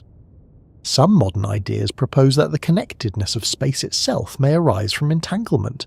In this view, geometry is not the starting point. Relationships are. Distance may emerge from how quantum systems are connected. Smooth space may be the large-scale result of an underlying web of correlations. That's a very different picture from tiny tiles. It says space may not be built from little blocks, but from patterns of connection. There are also approaches in string theory, where the basic objects are not point particles but tiny extended strings, and where geometry can behave in surprising ways at extremely small scales. In some versions, distances below a certain scale may become physically equivalent to larger distances, suggesting that the idea of probing ever smaller lengths may not work in the straightforward way we expect. Again, the details are highly mathematical, and we do not need to wander too far into them tonight. What matters is the common theme. Several paths in theoretical physics suggest that the smooth continuum of space may not be the final layer. This is not because physicists dislike smoothness. Smoothness is very convenient. It makes equations behave. It lets calculus do its graceful work. It allows space-time to curve gently and predict planetary motion, lensing of light, and gravitational waves with extraordinary accuracy. If smooth space had a public relations department, it would have a strong case. But accuracy at large scales does not guarantee fundamentality at all scales. Newton's laws work beautifully for many everyday situations, even though relativity and quantum mechanics are deeper. Thermodynamics works beautifully for gases, even though gases are made of molecules. Smooth space-time may be one of the most successful approximations in all of science, while still being an approximation. The Planck area enters as a possible marker of where this approximation breaks down. A surface larger than the Planck scale can be treated smoothly in many contexts. A surface vastly larger than it, like anything in daily life, is so far above that scale that the underlying structure, if it exists, is completely hidden. But when we ask about an area near the Planck area, the question becomes delicate. Can we still imagine a tiny patch of a smooth surface? Can we assign it a definite size? Can we say where its boundary is? Or does the surface itself become subject to quantum uncertainty? This is where ordinary language begins to strain. We are used to saying that a surface has an area as if the area is simply there, waiting to be measured. But at the quantum level, properties are often not definite in the same way until measurement enters the picture. A measurement itself is an interaction. If geometry is quantum, then area may be like other quantum properties. It may have possible values, uncertainty, and states that do not correspond to one classical shape. A surface might not have a single sharp area in every circumstance. It might have a probability structure, a range, an expectation, or discrete allowed results depending on the theory. This is a long way from measuring a rug. The point is not that reality becomes vague because we are confused. It is that reality may not be made from the exact classical concepts our minds prefer. A point, a line, a smooth surface, a continuous field. These are incredibly useful ideas. But they may be idealizations. They may work the way a map works. A map is not the land itself, yet it can be accurate and useful. If you zoom in far enough, the printed boundary on the map is not a true boundary. It is ink. If you zoom into the land itself, the coastline becomes messy, detailed, changing with tides and waves. The more closely you inspect, the less simple the boundary becomes. Space at the Planck scale may present a far deeper version of that problem. There is a famous coastline idea in mathematics and geography. The measured length of a coastline depends on the size of the ruler you use. A large ruler smooths over bays and inlets. A smaller ruler follows more detail and gives a longer result. With some fractal shapes, this process never settles into a simple answer. The closer you look, the more structure appears. Space may not be fractal in that exact way, but the lesson is helpful. measurement depends on scale. What counts as smooth at one scale may be intricate at another. At the Planck scale, the question is whether the structure becomes so different that the old concept of smooth distance stops applying. One reason this matters so deeply is that physics often relies on the idea of fields defined at points. An electric field has a value at each point in space. A gravitational field in the older language, or the curvature of space-time in the newer one, is described continuously. Quantum field theory, the framework behind modern particle physics, also treats fields as spread across space-time. It has ways of dealing with infinities and small-scale behaviour, but it still assumes a continuous background in its standard form. If space-time itself is not smooth, then the foundations of field theory and gravity must be reconsidered together. This is part of the problem of quantum gravity. Quantum field theory works spectacularly well when space-time is treated as a fixed background. General relativity works spectacularly well when space-time is treated as a smooth dynamic geometry. But at the Planck scale, space-time should be both quantum and dynamic. It should not merely host quantum fields, it should participate in quantum behaviour. That is the hard part. You cannot simply put quantum particles on a smooth stage if the stage itself is no longer smooth. The stage has joined the play, forgotten its lines, and may also be several stages at once. This is not just an abstract issue. The early universe likely passed through conditions where quantum gravity was important. Black hole interiors may involve regions where smooth space-time breaks down. The final stages of black hole evaporation, if black holes slowly radiate away as current theory suggests, may involve Planck-scale physics. The singularities predicted by classical general relativity, places where density and curvature become infinite, are widely thought to signal that the theory has been pushed beyond its domain. Infinities in physics often mean that something has gone wrong, or at least that a deeper description is needed. When space stops being smooth, those singularities may be replaced by something else, something quantum, finite, and not yet fully known. The word singularity has a dramatic sound, as if reality has snapped. In classical equations, a singularity is where certain quantities become infinite and the theory loses predictive power.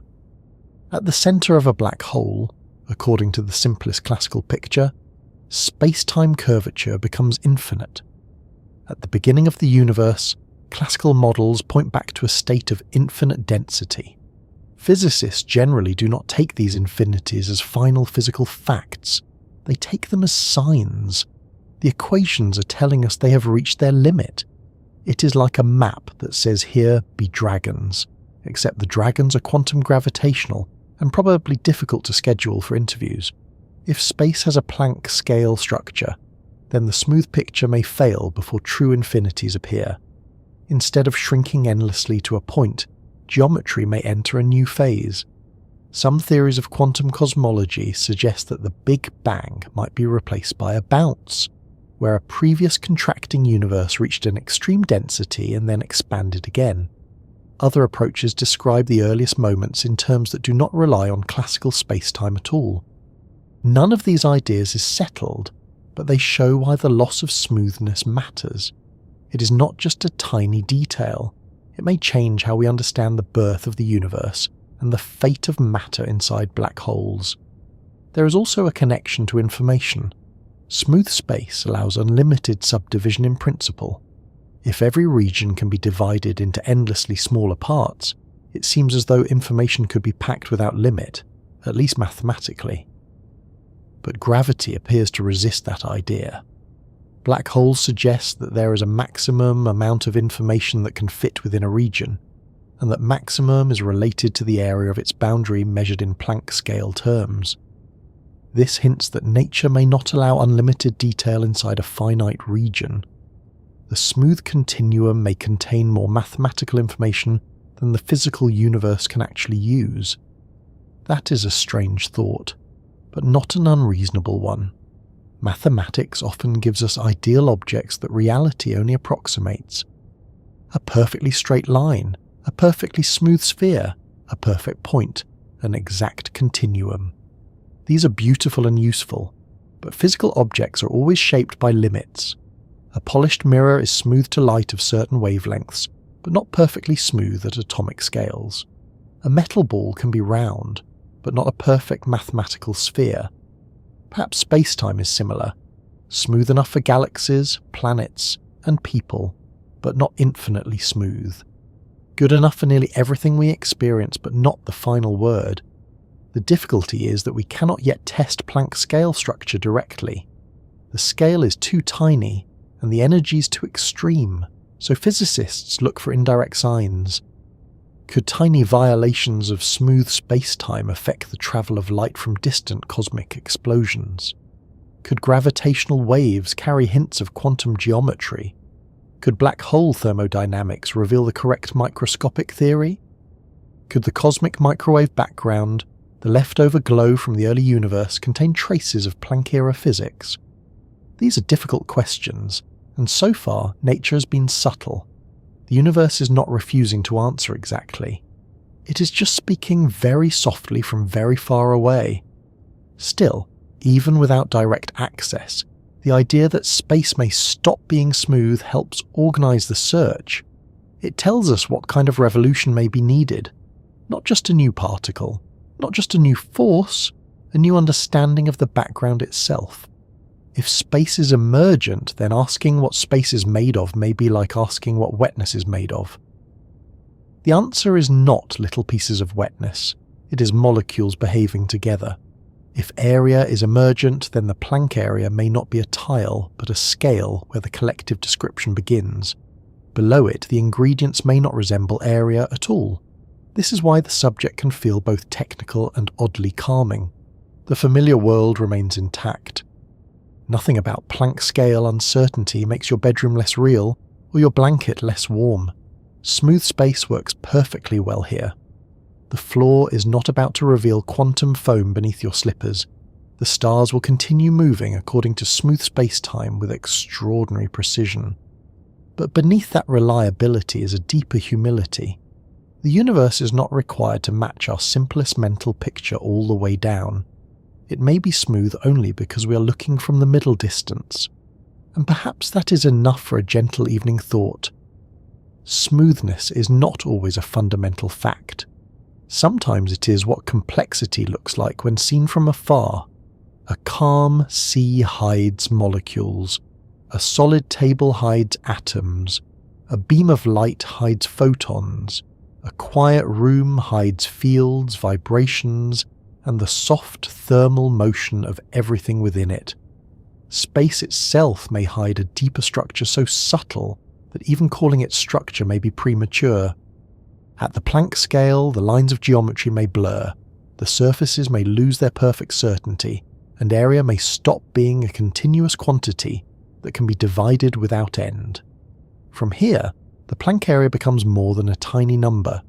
It becomes a question about the texture of reality. If space is smooth, area can shrink forever in mathematics. If space is quantum, area may have a smallest meaningful form, or at least a scale below which ordinary surfaces no longer make sense. The smooth tabletop, the quiet wall, the night sky, the horizon of a black hole. All of them may be large-scale expressions of something deeper and less familiar.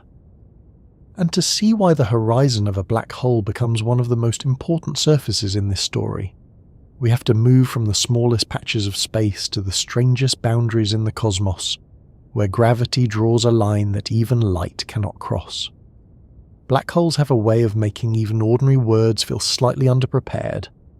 A hole is usually something you can climb out of, fill in, step around, or blame for a missing sock. A black hole is not that kind of hole. It is not an empty pit in space waiting like a cosmic trapdoor. It is a region where gravity has become so intense that paths through space and time all lean inward, where escape is no longer a matter of having a better engine, a stronger rocket, or a more optimistic attitude. Once something passes the boundary of a black hole, returning to the outside universe becomes impossible, at least according to the classical picture. Even light, the fastest thing nature allows, cannot get back out. That boundary is called the event horizon, and for our quiet journey into the Planck area, it may be the most important surface in the universe. The event horizon is not a wall. This is worth saying gently, because many images of black holes make them look like dark spheres with hard edges, as if the universe placed a polished black marble in the sky. If you were falling through the event horizon of a very large black hole, nothing solid would strike you at the boundary. There would be no ringing bell, no glowing sign, no stern gravitational official asking for your papers. You might not notice the exact crossing at all, assuming the black hole was large enough that tidal forces were not already making your afternoon extremely brief. The horizon is not a material shell. It is a point of no return. It is a surface defined by paths, by what can still communicate with the outside and what cannot. That makes it a strange kind of surface. A table surface is where your hand stops. A water surface is where air becomes liquid. A balloon surface is where rubber separates inside from outside. An event horizon is where the future changes direction. Outside it, light can still travel outward. Inside it, every possible future path leads deeper inward. The horizon is not made of stuff, yet it has a shape. It has a size. Most importantly for tonight, it has an area. At first, that might sound like a technical footnote. Of course, a horizon has area. Anything with a boundary has area. A beach ball has area. A soap bubble has area. A planet has area. A suspiciously large pancake has area, though perhaps not for long. But black hole area turns out to be unlike ordinary area. It behaves as though it is keeping track of something. It does not merely describe how large the horizon looks. It connects to heat, entropy, information, and the possible quantum structure of gravity. This was not obvious at the beginning. When black holes first emerged from the mathematics of general relativity, they seemed like cold, silent endings. Matter could fall in. Light could not escape. Information about what fell in appeared to vanish from the outside world, leaving behind only a few broad features, such as mass, spin, and electric charge. A black hole seemed almost insultingly simple. You could throw in a star, a library, a piano, a sandwich, or a very complicated diary, and from outside the black hole would eventually be described by just a small set of properties. The details would be hidden. That simplicity raised a deep question. What happened to all the information? In ordinary physics, information is not supposed to simply disappear. If you burn a book, the words become smoke, ash, heat, and scattered molecules, which is sad for the book but not a total erasure in principle. If you had impossible powers of tracking every particle and every photon, you could, in theory, reconstruct what happened. The information is scrambled, not destroyed. Black holes seem to threaten that idea. They appeared to hide information permanently behind the horizon. Then physicists began noticing something remarkable about the horizon area. In classical general relativity, when matter falls into a black hole, the area of the event horizon tends not to decrease. It can grow. Two black holes can merge and form a larger horizon. But the total horizon area behaves in a way that reminded physicists of entropy, the measure associated with disorder, hidden information, and the number of microscopic ways a system can be arranged. Entropy in ordinary life explains why heat spreads, why perfume diffuses through a room, and why an organized desk tends to become a landscape of papers unless someone heroically intervenes. Entropy has direction. It usually increases. The area of a black hole seemed to follow a similar rule.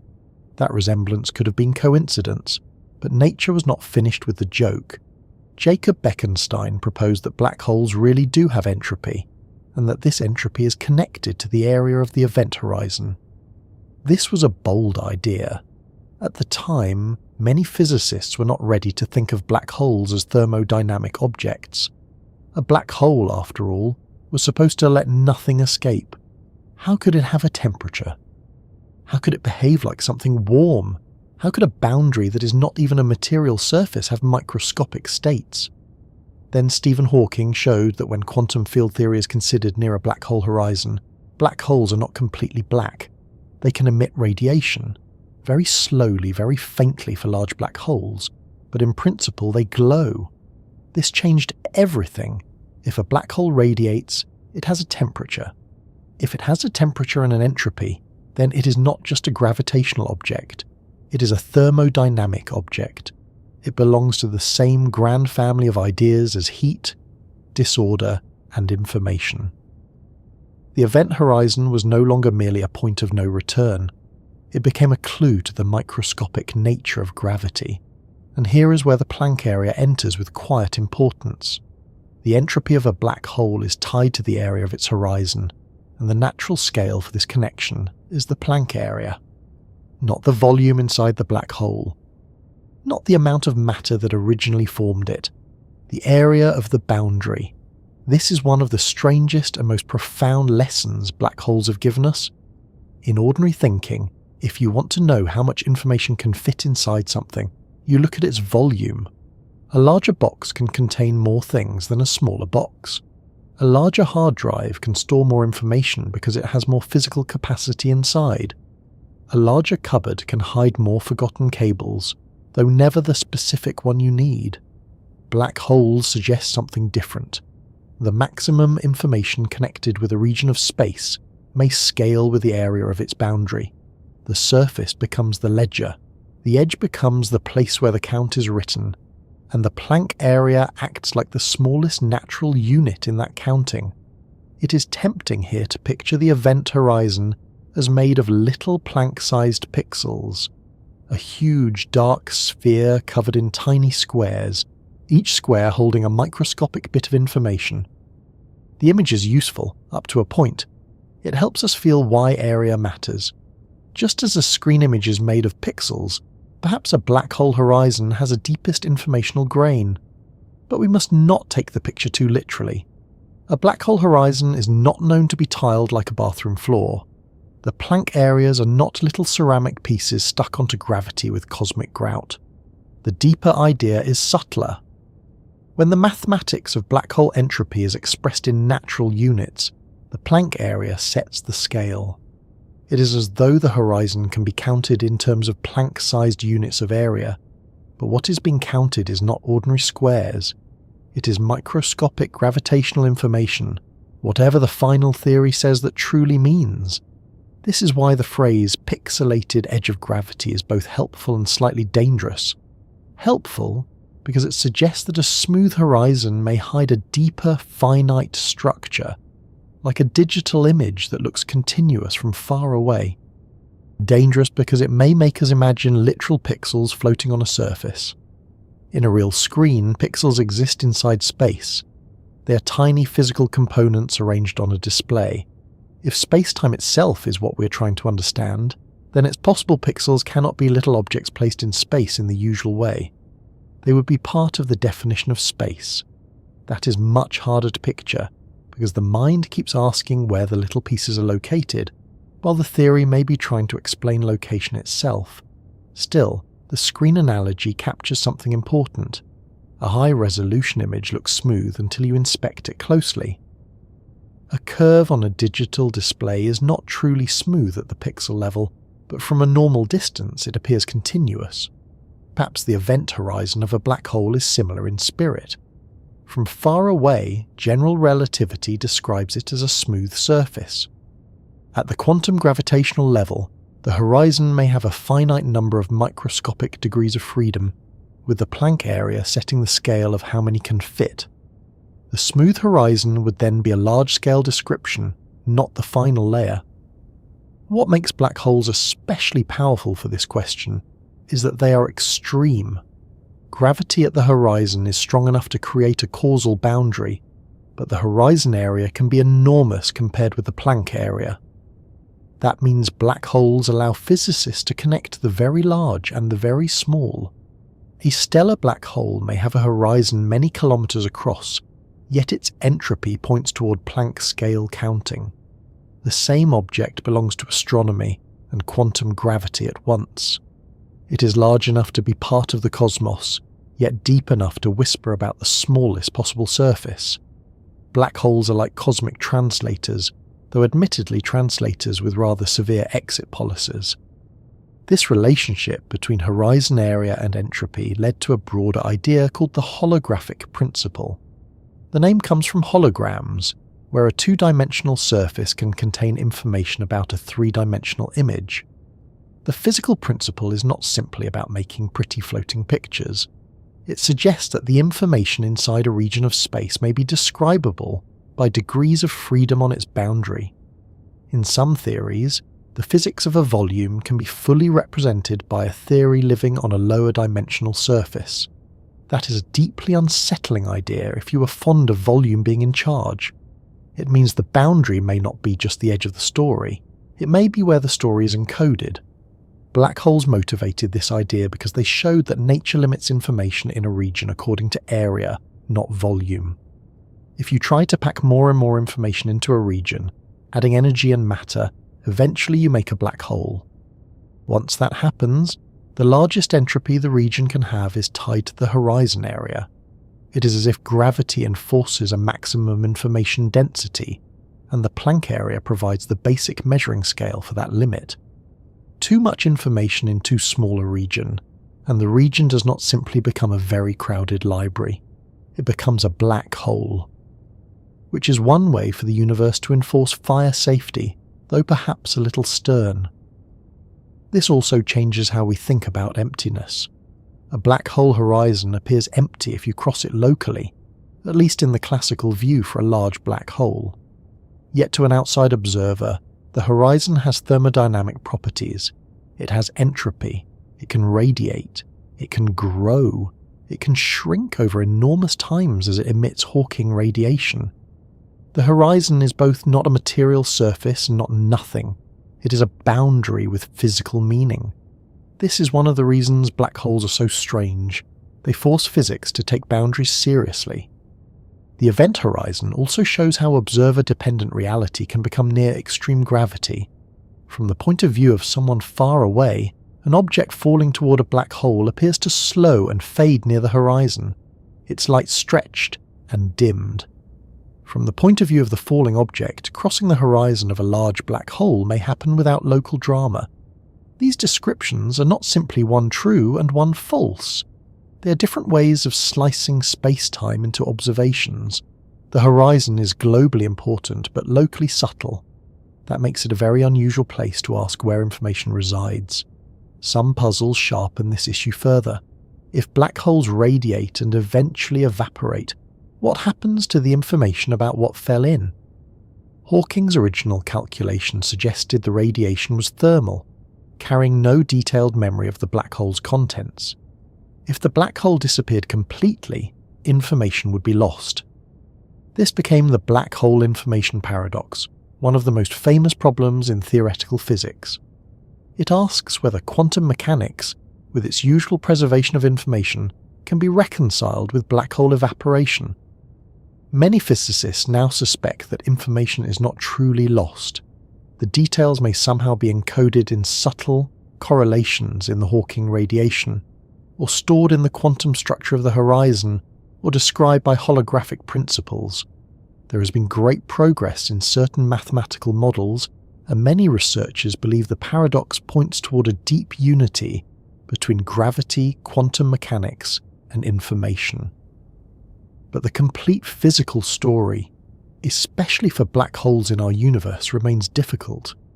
Black holes are still guarding some of their secrets, which is very much their style. The Planck area sits near the heart of this puzzle, because any microscopic accounting of black hole entropy must explain why the count is proportional to horizon area in Planck scale units. A successful theory of quantum gravity should be able to say what the microscopic states are. What are the hidden arrangements that give a black hole its entropy? Are they quantum states of geometry, strings and branes, spin networks, entanglement across the horizon, something not yet imagined? Different theories answer in different ways, and each reveals part of the landscape. But the common demand is clear. Explain the area, explain why the boundary counts, explain why the Planck area is the natural scale. In loop quantum gravity, for example, geometry itself is quantized, and surfaces can have discrete area values. The picture sometimes involves spin networks, abstract quantum states that describe relationships rather than little objects sitting inside space. When such networks intersect a surface, they contribute discrete amounts of area. In this framework, black hole horizons can be studied as quantum surfaces with microscopic degrees of freedom. The details are technical, but the intuition is relevant to our journey. Area is not simply smooth and continuous. It can arise from quantum structure. In string theory, black hole entropy has been counted successfully for certain special kinds of black holes by identifying microscopic configurations of strings and related objects. These calculations were celebrated because they reproduced the relationship between entropy and horizon area. Again, the details belong to advanced mathematics, but the meaning is large. A theory that includes quantum gravity can, in some cases, explain the hidden microstates behind a black hole's entropy. The Planck area appears not as a decorative number, but as part of the bridge between geometry and quantum counting. These different approaches do not yet form one final answer, but they all reinforce the same lesson. A black hole horizon is not a simple, smooth surface in the deepest sense. It is where the smooth geometry of general relativity meets the finite counting of quantum information. The area of the horizon is like the page on which the quantum gravity problem has written one of its clearest messages. There is another gentle way to think about it. Imagine standing far from a black hole, safely perhaps with an extremely long telescope and a sensible return ticket. From that distance, the black hole can be described by its mass and spin. Its horizon has a size. Its gravitational influence shapes the motion of stars and gas around it. This is the grand, smooth, astronomical picture. Now imagine asking what accounts for its entropy. What microscopic arrangements give rise to that enormous hidden count? Suddenly the horizon is no longer just a smooth boundary in a spacetime diagram. It becomes a surface with possible quantum structure. The same object has two faces, smooth from afar, granular or informational at the deepest scale. This is very much like the earlier idea of water. A calm lake reflects the moon. From a distance it is smooth and continuous. But the lake is made of molecules. The molecular picture does not make the smooth reflection fake. It explains why smoothness emerges at the scale of our eyes. If black hole horizons have Planck-scale microstructure, then the classical event horizon is not false. It is the large-scale description of something deeper.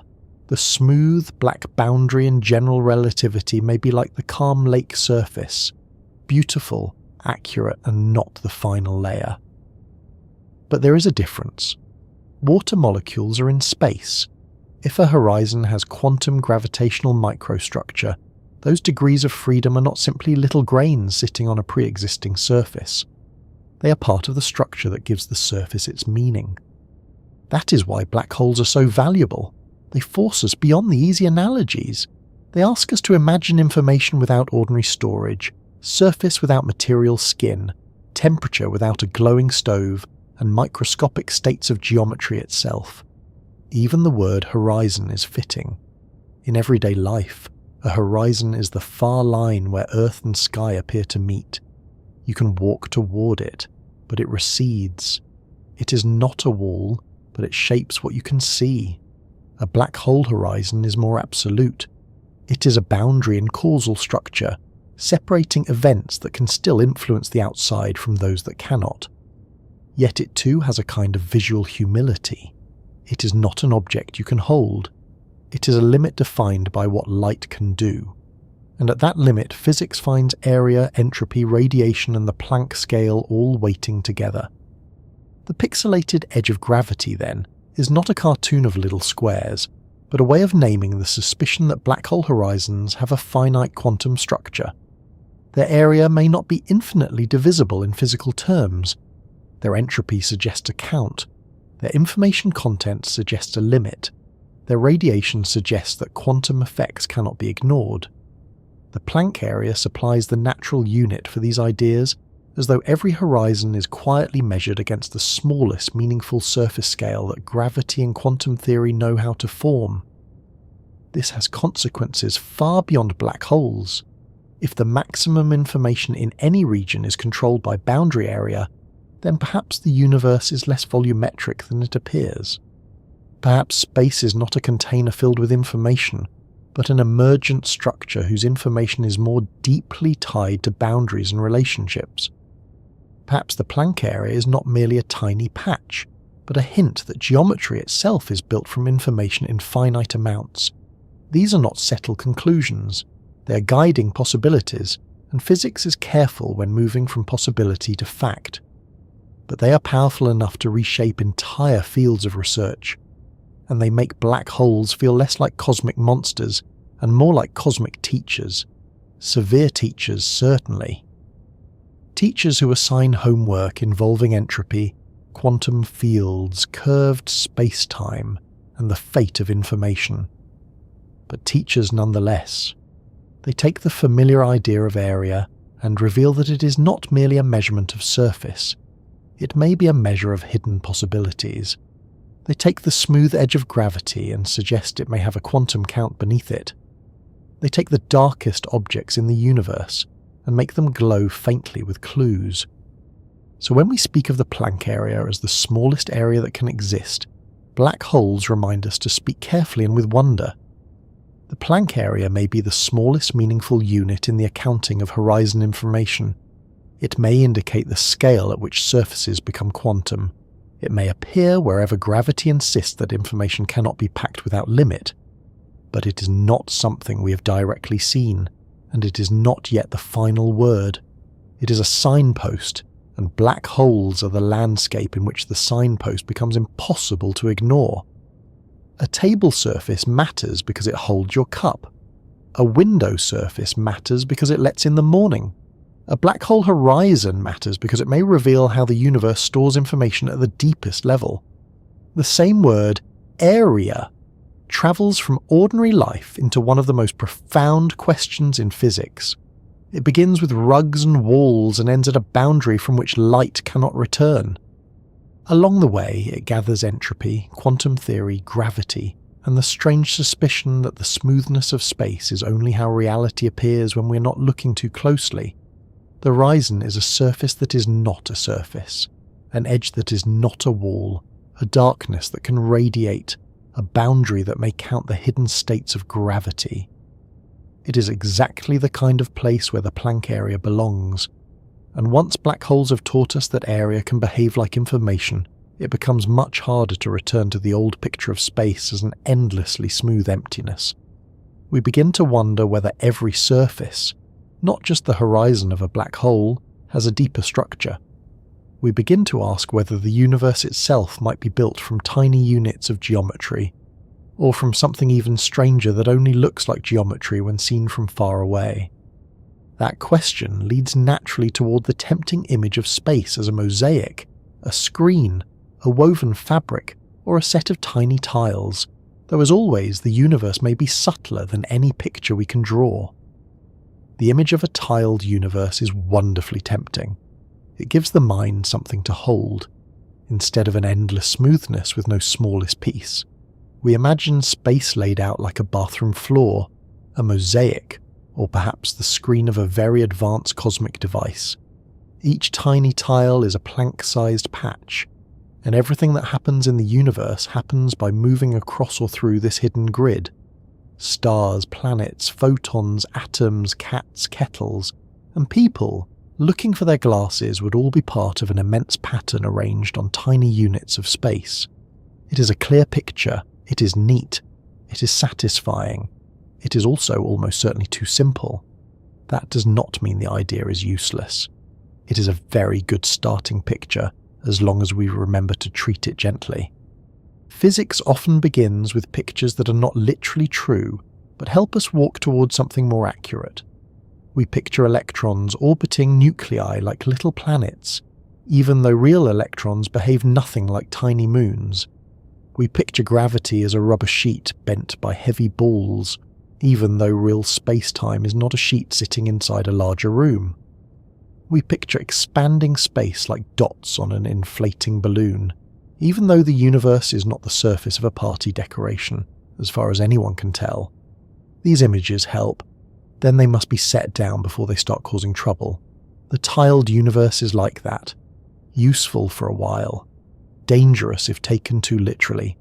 Charming, but not to be trusted with the house keys. The question behind it is serious. If there is a smallest meaningful area, does that mean space is made of little pieces? If the Planck area is the smallest scale at which surface can be physically defined, does that imply a kind of cosmic pixelation? Is reality smooth like a painted line, or discrete like an image on a screen?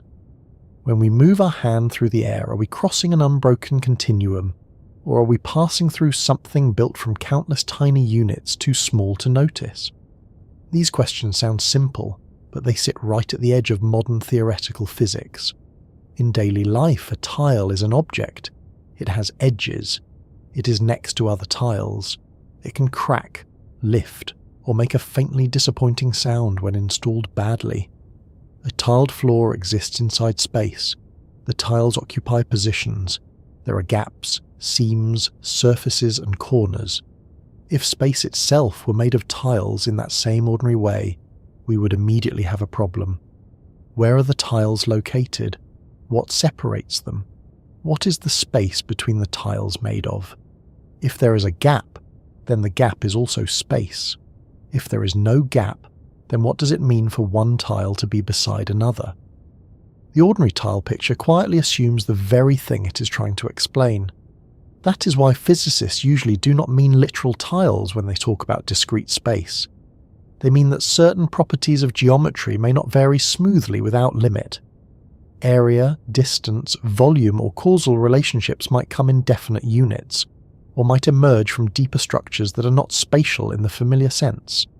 Instead of tiny blocks sitting inside space, the deeper ingredients may be relationships, quantum states, networks, information patterns, or objects that only become recognizable as space when viewed at large scales. This is much harder to imagine, because the imagination likes little objects.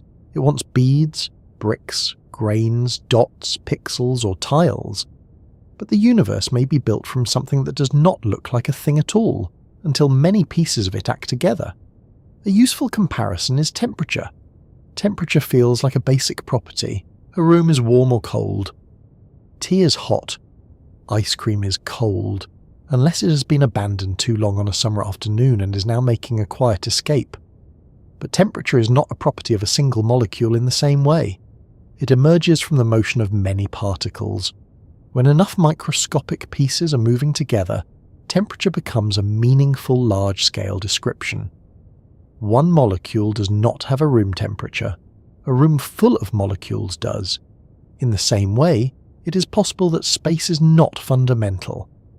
Perhaps space is what a deeper quantum system feels like when it is large and organized enough. Perhaps area is not made from tiny tiles, but emerges from many underlying relationships, just as temperature emerges from motion. Still, there are theories where geometry does become discrete in a more direct way. One of the best known is loop quantum gravity. This approach tries to apply quantum principles to space-time itself without assuming a smooth background first. In this view, geometry is described by networks of quantum relationships. These networks are not simply drawn inside space like wires inside a room. They are meant to define aspects of space. When such a network intersects a surface, it contributes to the area of that surface in discrete amounts. Area in this framework can behave like a quantum property, with allowed values rather than a perfectly continuous quantity. That sounds very close to tiny tiles, but again the picture needs care. The surface is not necessarily covered with square patches like a checkerboard. The discrete contributions are not little flat pieces you could paint different colours. They are quantum contributions to geometry. The smooth surface we experience would arise from a very large number of such contributions, just as a smooth sound can arise from many microscopic motions. At large scales, everything blends into the familiar geometry of general relativity. At the deepest level, the exact area may come from quantum structure. This approach has a satisfying connection to the Planck area, because the smallest contributions to area are naturally related to Planck scale physics. It suggests that the Planck area is not merely a warning sign, but may be close to the unit by which surfaces are counted. That is one reason loop quantum gravity has been important in discussions of black hole entropy. If horizons have quantum area, then their entropy may be counted by the microscopic states of that quantum geometry. The black hole horizon becomes less like a smooth mathematical surface and more like a quantum surface with hidden structure. Not tiles exactly, but not smooth emptiness either. Another idea that tries to rebuild spacetime from something discrete is causal set theory. Here the basic structure is not area or distance, but causal order. In ordinary life, causality is the simple fact that some events can influence other events. You can switch on a lamp and then the room brightens. You cannot brighten the room and then use that brightness to decide whether you already switched on the lamp, unless your household has become far more complicated than most. In relativity, causal structure is fundamental because light sets the limit on what can influence what. Events in space-time have relationships based on whether signals can pass between them. Causal set theory takes this seriously and suggests that space-time might be built from discrete events ordered by cause and effect. The basic ingredients are not little cubes of space, but events and their relationships. Space and time, as we experience them, emerge from a large collection of these ordered elements. In this picture, asking whether the universe is made of tiny tiles is not quite right. It may be more like asking whether a story is made of tiny pages, when the deeper structure is the order of events in the plot. The surface smoothness comes later. The causal relationships come first.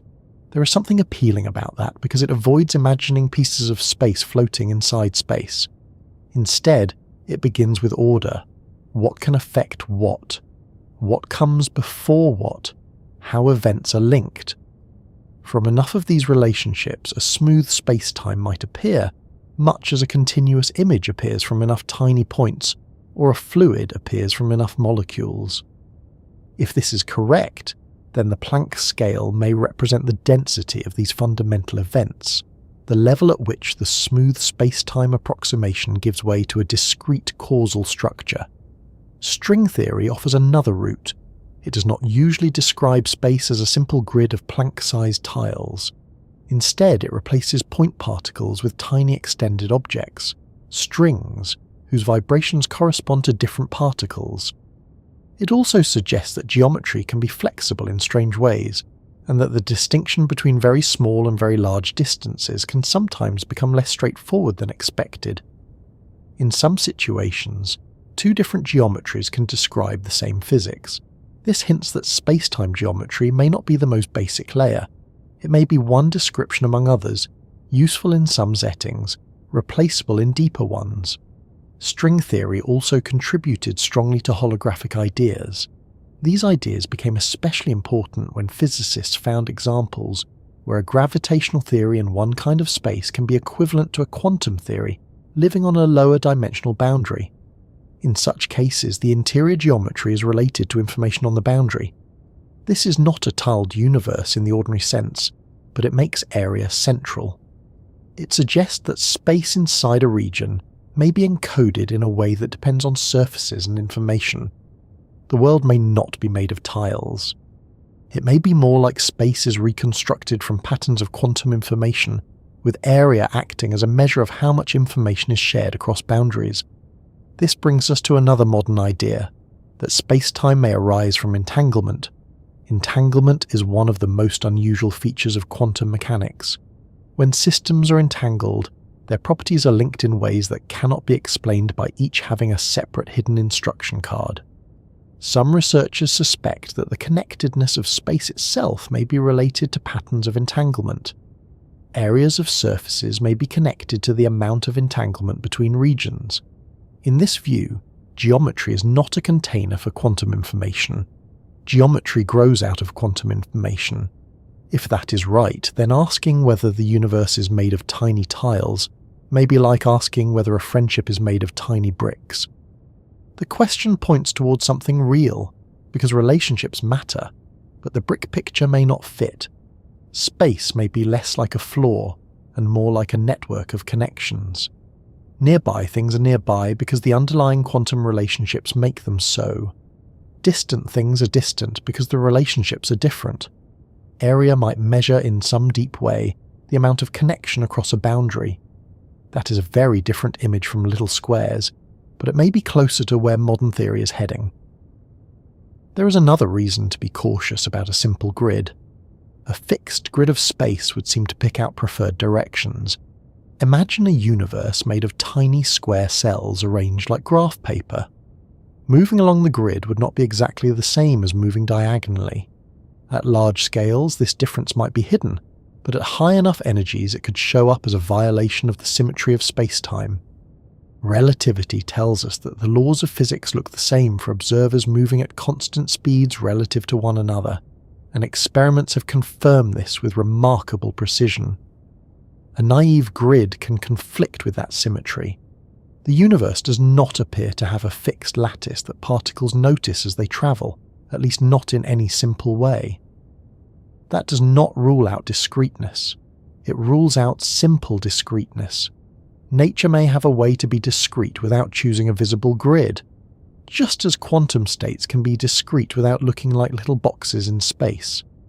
A theory of quantum geometry must recover the smooth symmetries of relativity at ordinary scales.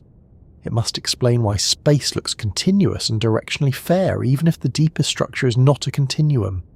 This is a demanding requirement, and it is one reason quantum gravity is difficult. Any proposed tiny tile picture has to be subtle enough not to break the large-scale world we know so well. There is also the issue of motion. If space were a simple grid, one might imagine particles hopping from cell to cell. But ordinary motion does not reveal such hopping. Light travels through space with extraordinary smoothness. Particles behave according to quantum fields that respect the symmetries of space-time to extremely high accuracy. If there is a Planck scale structure, it is either hidden far beyond current reach or arranged in a way that preserves smooth behavior almost perfectly at accessible scales. The universe is very good at covering its tracks. This hiddenness can be frustrating, but it also makes sense. The Planck scale is so far beneath the scale of known particles that direct effects would usually be incredibly small. It is like trying to detect the texture of a wall by looking at the shadow of a mountain cast on it from another continent. Not impossible in principle if you're clever enough, but nature is not making it easy. Researchers search for indirect signs, perhaps in the behavior of very high-energy cosmic rays, the travel time of light from distant bursts, the patterns of gravitational waves, or the early universe's leftover radiation. So far, no simple evidence of spacetime tiles has appeared. Smooth spacetime remains extremely successful. This is important for honesty. The Planck area is not proof that the universe is made of tiny tiles. It is a clue that something may happen to geometry at that scale. It might be discreteness. It might be quantum foam. It might be emergent space from information. It might be a structure we cannot yet name properly. The phrase smallest area that can exist should not be mistaken for a photograph of the universe's floor plan. It is a way of expressing the idea that below the Planck scale, ordinary area may no longer be meaningful in the same continuous way. The difference between existence and meaning matters here.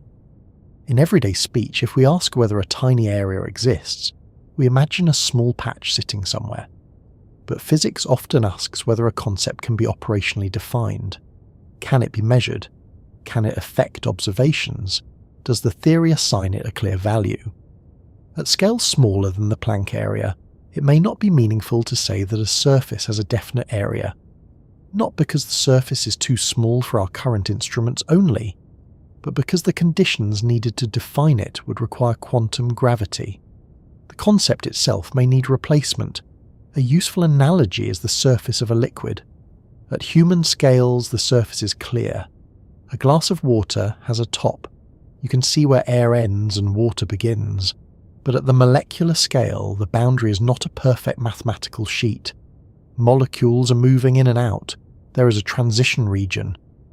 The surface still exists as a useful, large-scale concept, but if you zoom too far, the idea of an exact smooth surface becomes less appropriate. Space may be similar in a much deeper way. The smooth geometry exists at large scales, but if you demand an exact surface at the Planck scale, you may be asking for a large-scale concept where it no longer applies. This does not make surfaces unreal. It makes them emergent or approximate. A table surface is real enough to hold a cup. A black hole horizon is real enough to define a point of no return. A light wavefront is real enough to be measured. But their smoothness may not be fundamental. The deeper theory may describe them in terms of quantum states, information, causal order, or some other structure. Just as the wetness of water is real even though no individual molecule is wet, the smoothness of space may be real even if no individual ingredient of quantum gravity is smooth. The tiled picture also raises a question about shape. If the smallest area exists, what shape is it? A square, a triangle, a hexagon, beloved by bees and efficient bathroom designers? The question is probably misleading. The Planck area is a scale, not necessarily a tile with a shape. In some quantum gravity theories, area quanta are not little flat shapes. They are contributions to measurement outcomes. Shape, direction, and adjacency may only become clear when many microscopic degrees of freedom combine. At the deepest level, asking for the shape of a Planck area may be like asking for the colour of a single note in a song. It sounds meaningful because our language is trying its best, but the categories may not match. This is one of the hardest habits to develop when thinking about fundamental physics. We must allow concepts to change. Space may not be a container. Time may not be a universal flow. Area may not be an endlessly divisible surface. A point may not be physically real. But the world around us remains stable because these deeper changes average out into the familiar rules. The table stays put, the moon orbits, light from distant galaxies reaches telescopes. Smooth geometry works with breathtaking accuracy, which means any deeper theory must explain not only the strange Planck scale, but also the ordinary world. It must show how the smooth emerges from the not smooth. This is why the question is not simply whether the universe is made of tiny tiles. A better question might be, what deeper structure gives rise to the smooth areas we measure? Tiny tiles are one possible image, but the answer may be networks, quantum states, entanglement, causal order, strings, or something not yet included in our vocabulary. The Planck area is the hint that surface may have a smallest meaningful scale.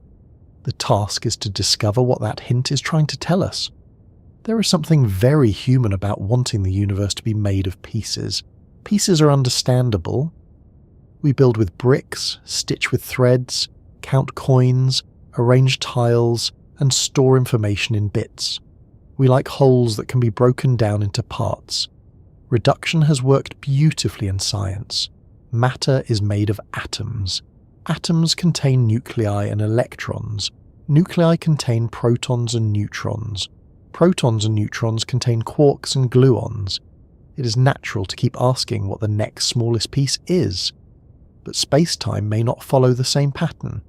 The smallest layer may not be made of smaller objects. It may be made of relations, rules, or quantum information from which the very idea of object and place emerges. That possibility is unsettling in a quiet way. It means the universe may not be a mosaic of tiny physical squares, but something more subtle than a mosaic. Yet it is also elegant. It suggests that space is not a dull emptiness, but a collective phenomenon, a large-scale order arising from deeper physics. The room around you, the distance to the wall, the area of the ceiling, the shape of the screen, all of these may be the calm visible surface of an underlying quantum structure. Not a grid you can see, not a lattice you can feel, but a level of reality whose effects are hidden because we live far above it. So if someone asks whether the universe is made of tiny tiles, the most honest answer is maybe, but probably not in the simple way the phrase suggests. The Planck area may represent a smallest meaningful unit of area, especially in theories where geometry is quantum and black hole horizons carry finite information. But it may also be a sign that area itself is not fundamental, that below this scale the idea of a smooth patch gives way to something deeper. The universe may be pixelated, woven, networked, encoded, entangled, or emergent. Each word captures part of the possibility and loses another part. The truth may require a theory that makes all our current metaphors look like sketches on the back of an envelope. For now, the tiled universe remains a helpful bedtime image, provided we let it soften. Imagine not hard little squares, but a smooth world that may have a hidden finiteness, a surface that can be measured only so far before geometry becomes quantum, a horizon whose area counts information in Planck scale terms, a space that seems continuous because its microscopic structure, whatever it is, blends into calmness at human scales. The universe may not be made of tiles, but it may still have a smallest way for area to matter, and that thought prepares us for the final and perhaps quietest mystery. The Planck area is tiny beyond imagination, yet its meaning is not merely small. It asks whether surfaces are fundamental, whether information has a limit, whether space is smooth or emergent, and whether the everyday world is resting on a deeper structure no eye can see. After all the analogies of pixels, mosaics, networks, and horizons, we are left with a simple question that is not simple at all. What does it mean for a surface to be the smallest possible surface, and what kind of universe would allow such a thing to exist? There is a special kind of quiet that arrives when a question becomes too small to picture and too large to ignore. The Planck area is like that. It is not an object waiting somewhere in the dark, not a tiny square hidden beneath the surface of matter, not a speck that could be found if only we polished the universe carefully enough and looked with a better lens. It is quieter than that. It is a limit, a clue, a boundary in our thinking, a place where the familiar idea of surface begins to lose its ordinary meaning and asks to be understood in a deeper way. We began with surfaces we know, a table, a blanket, a wall, a window, the calm rectangle of a screen. These things feel simple because we meet them at human scale. Your hand rests on a surface and the surface pushes back. Light falls on a surface and the surface reflects it. Paint covers a surface. Dust gathers on a surface with a dedication that suggests dust has long-term plans. Area in everyday life is the amount of surface something has. It is the spread of a thing, the part that can be covered, touched, seen, cleaned, or accidentally scratched by moving furniture with too much confidence. But as we followed area downward, it changed. It stopped being only a practical measurement and became a question about reality itself. At ordinary scales, a surface seems infinitely divisible. You can imagine cutting a square into smaller squares, then smaller ones again. Mathematics allows the process to continue without complaint. The mind can keep slicing even when the hand, the tool, and the patience have all given up. But physics is not only about what the mind can imagine. Physics asks what nature can actually provide. It asks what can be measured, what can be defined, what can exist as more than a useful drawing. That is where the quiet mystery begins. If you try to measure smaller and smaller areas, you cannot do it with nothing. You need light, particles, energy, interaction. You need to ask nature a question using something physical. At first, this works beautifully. Better tools reveal smaller structures. Eyes give way to microscopes. Microscopes give way to beams of particles. The visible world opens into cells, molecules, atoms, nuclei, and the strange restless behavior of quantum fields. Each layer says, yes, there is more beneath what you thought was smooth. But the Planck scale is different. It is not simply another tiny layer waiting under the last one. It is the scale where the act of asking may disturb the answer so strongly that the question itself changes. To resolve an area that's small would require such concentrated energy that gravity could no longer be ignored. Energy shapes space-time. Enough energy in a small enough region may hide itself behind a horizon. The attempt to look closer may turn the microscope into part of the phenomenon. It is as though the universe lets us read the page only until the letters become so tiny that the lamp needed to see them burns the paper. This does not mean the Planck area is a wall. It does not mean there is a hard surface at the bottom of reality with a sign saying no smaller areas allowed. Nature is not usually so theatrical, though black holes do make a strong effort. The Planck area is better understood as a scale of meaning. It marks the region where our current language of smooth geometry and ordinary measurement may stop working. Below it, we may not have smaller surfaces in the same sense at all.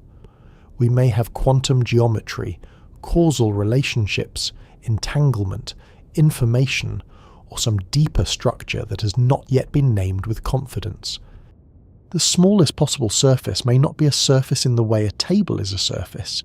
It may be the last place where the word surface still makes sense before becoming something else. That is an important kind of mystery, because it is not vague.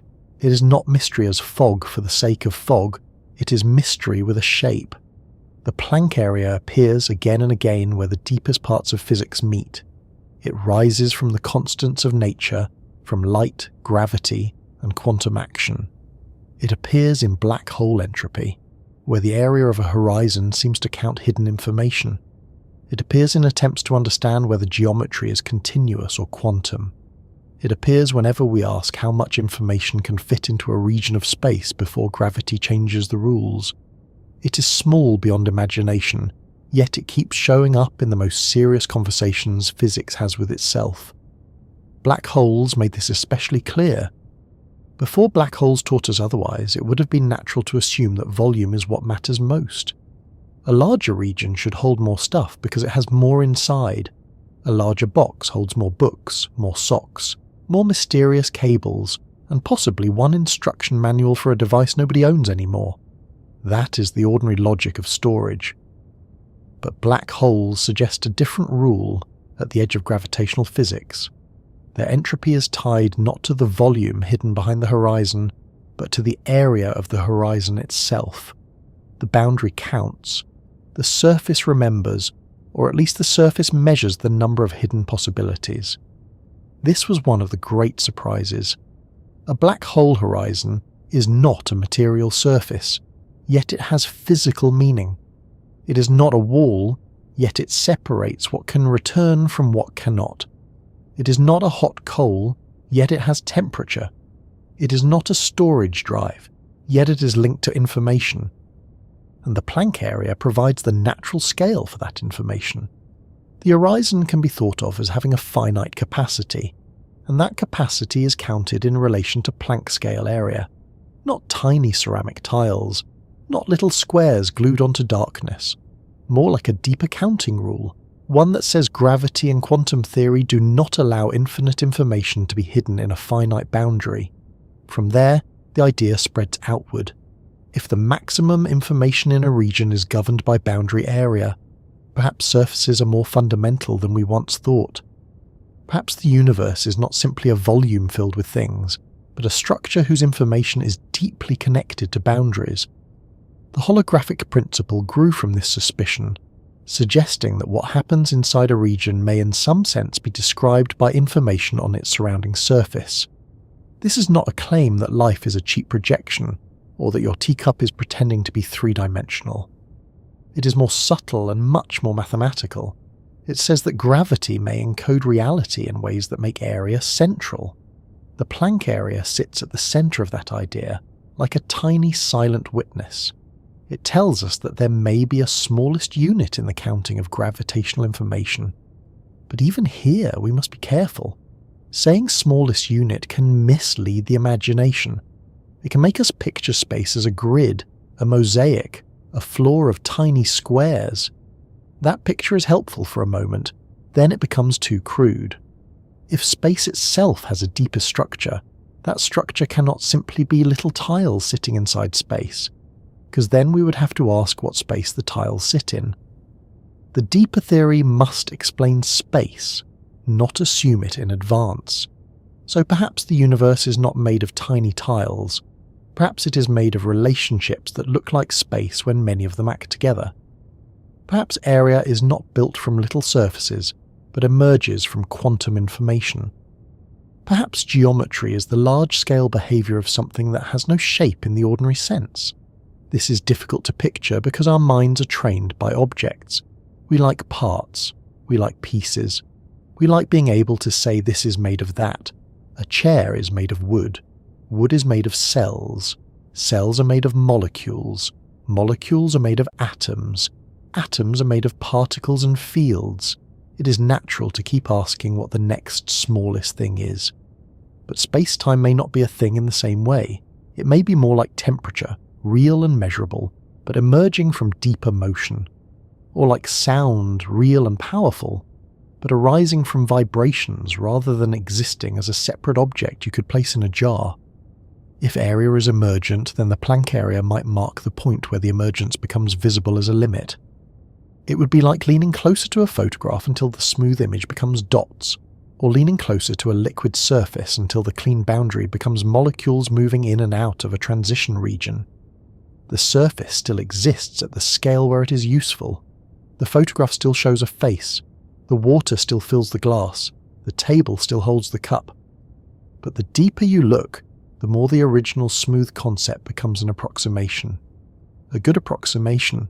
A necessary approximation, but not the final ingredient.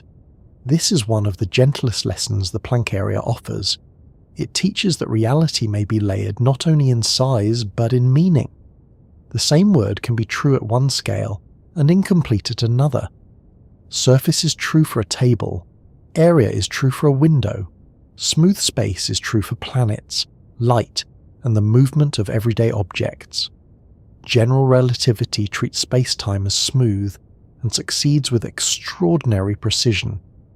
Quantum field theory treats fields in space-time and predicts experiments with astonishing accuracy.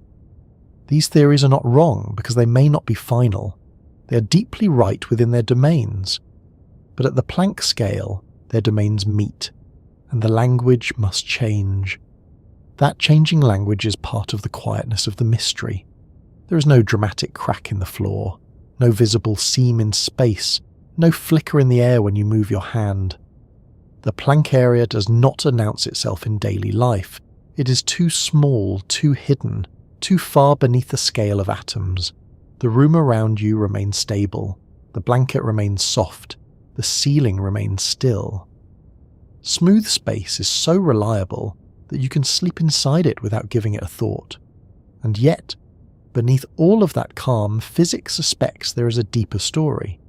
The story may involve quantum geometry, where areas come in discrete values. It may involve networks of relationships, where space is built from connections rather than points. It may involve strings, holographic boundaries, or entanglement patterns that give rise to distance and shape.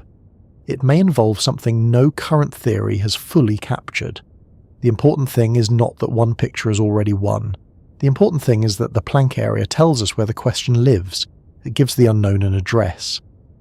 Science often advances this way, not by instantly solving the mystery, but by learning where the mystery is sharpest. For centuries, heat was understood as a substance before it became the motion of particles.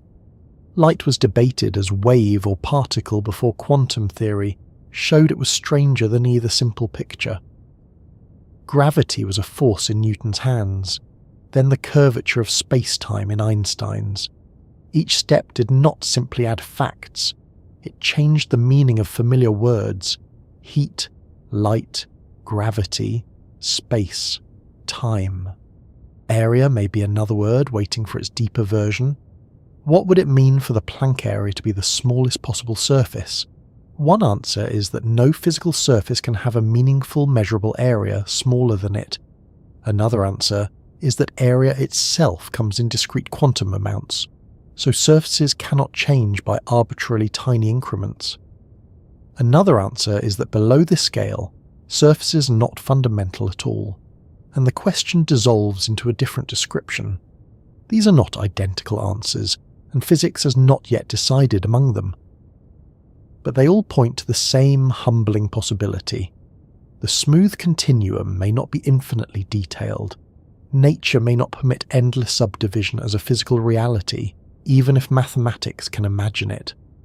There is something restful in that thought, if we let it be restful. Infinite divisibility has a kind of unease to it. No matter how far you go, there is always more, smaller, finer, deeper, without end. Deeper. The Planck area suggests that physical meaning may not work that way. There may be a bottom to the usefulness of ordinary area, not necessarily a final brick, but a point where the old question gives way to a new one. The universe may not be infinitely sharp. It may become softly quantum at the edges of definition.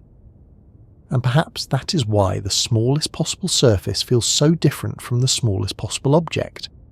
A surface is a boundary. It is where something is distinguished from something else. It is the edge of a region, the place where inside and outside begin to matter. If there is a smallest possible surface, then there may be a smallest possible act of separation in space. A smallest way for geometry to say here is one side and there is another. That is not just tiny, that is profound. It reaches into the meaning of location, boundary, information, and existence. A surface is also where we meet the world. Your skin is a surface. The eye receives light from surfaces. Sound reaches the surfaces of the ear. Touch depends on boundaries pressing against boundaries. Even our sense of self is tied to surfaces in a loose and everyday way. We feel that we are inside our bodies and the world is outside. Physics, of course, does not need that human feeling to define area, but it is interesting that the deepest questions about surfaces also touch the way experience is organized. We are creatures of boundaries, thinking about whether boundaries have a smallest possible form. If you look around now, perhaps the room is quiet. Perhaps there is a wall nearby, or a pillow, or the soft surface of a blanket folded in the dim light. All of those surfaces are enormous compared with the Planck area. Not just enormous in a casual way, but enormous beyond ordinary comparison. Each square patch of fabric, each tiny part of the wall, each speck of dust has an area so vast relative to the Planck scale that the Planck area seems almost unreal. Yet physics tells us that this tiny scale may be woven into the deepest account of what surfaces are. The ordinary room and the quantum edge of gravity are not separate universes. They are the same reality viewed from unimaginably different distances. This is the quiet wonder of the subject. The smallest area that can exist, or the smallest area that can be meaningfully described, is not distant from you in space. It is not somewhere beyond the galaxies. It is not hidden only inside black holes. It is part of the question beneath every surface, including the ones around you now. You're not surrounded by simple emptiness and solid things only. You're surrounded by geometry, fields, boundaries, and information, all behaving so smoothly at your scale that the deeper mystery stays asleep beneath them. We should be honest as we arrive near the end of this thought. The Planck area has not been directly measured as a physical tile of space.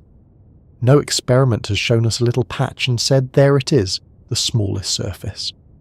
The final theory of quantum gravity is still unfinished. The universe has not yet explained whether space is discrete, emergent, holographic, or something else entirely. But the Planck area remains one of the strongest hints that our ordinary idea of area cannot be the whole story.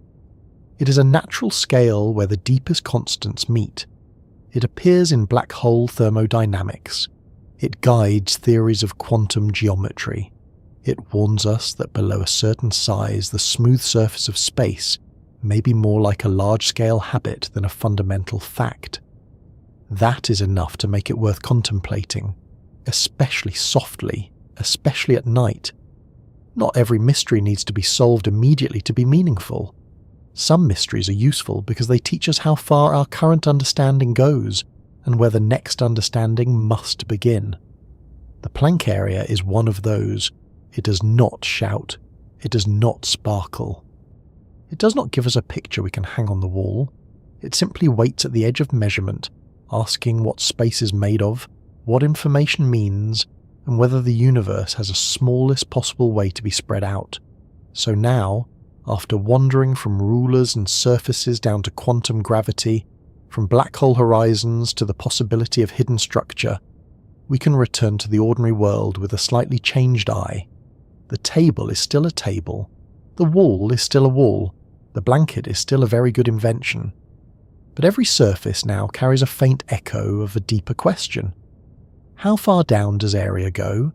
Is smoothness fundamental, or only the calm face of something more intricate?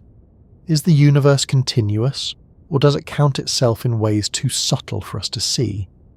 And perhaps, as your thoughts begin to loosen and the room settles around you, that question does not need to be answered tonight. It can remain there quietly, like a small lamp left on in the mind. The smallest possible surface is not something to picture with force.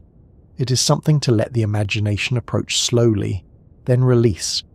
A surface smaller than any atom, smaller than any particle we can resolve, smaller than any ordinary meaning of small, yet connected to black holes, information, and the structure of space-time itself.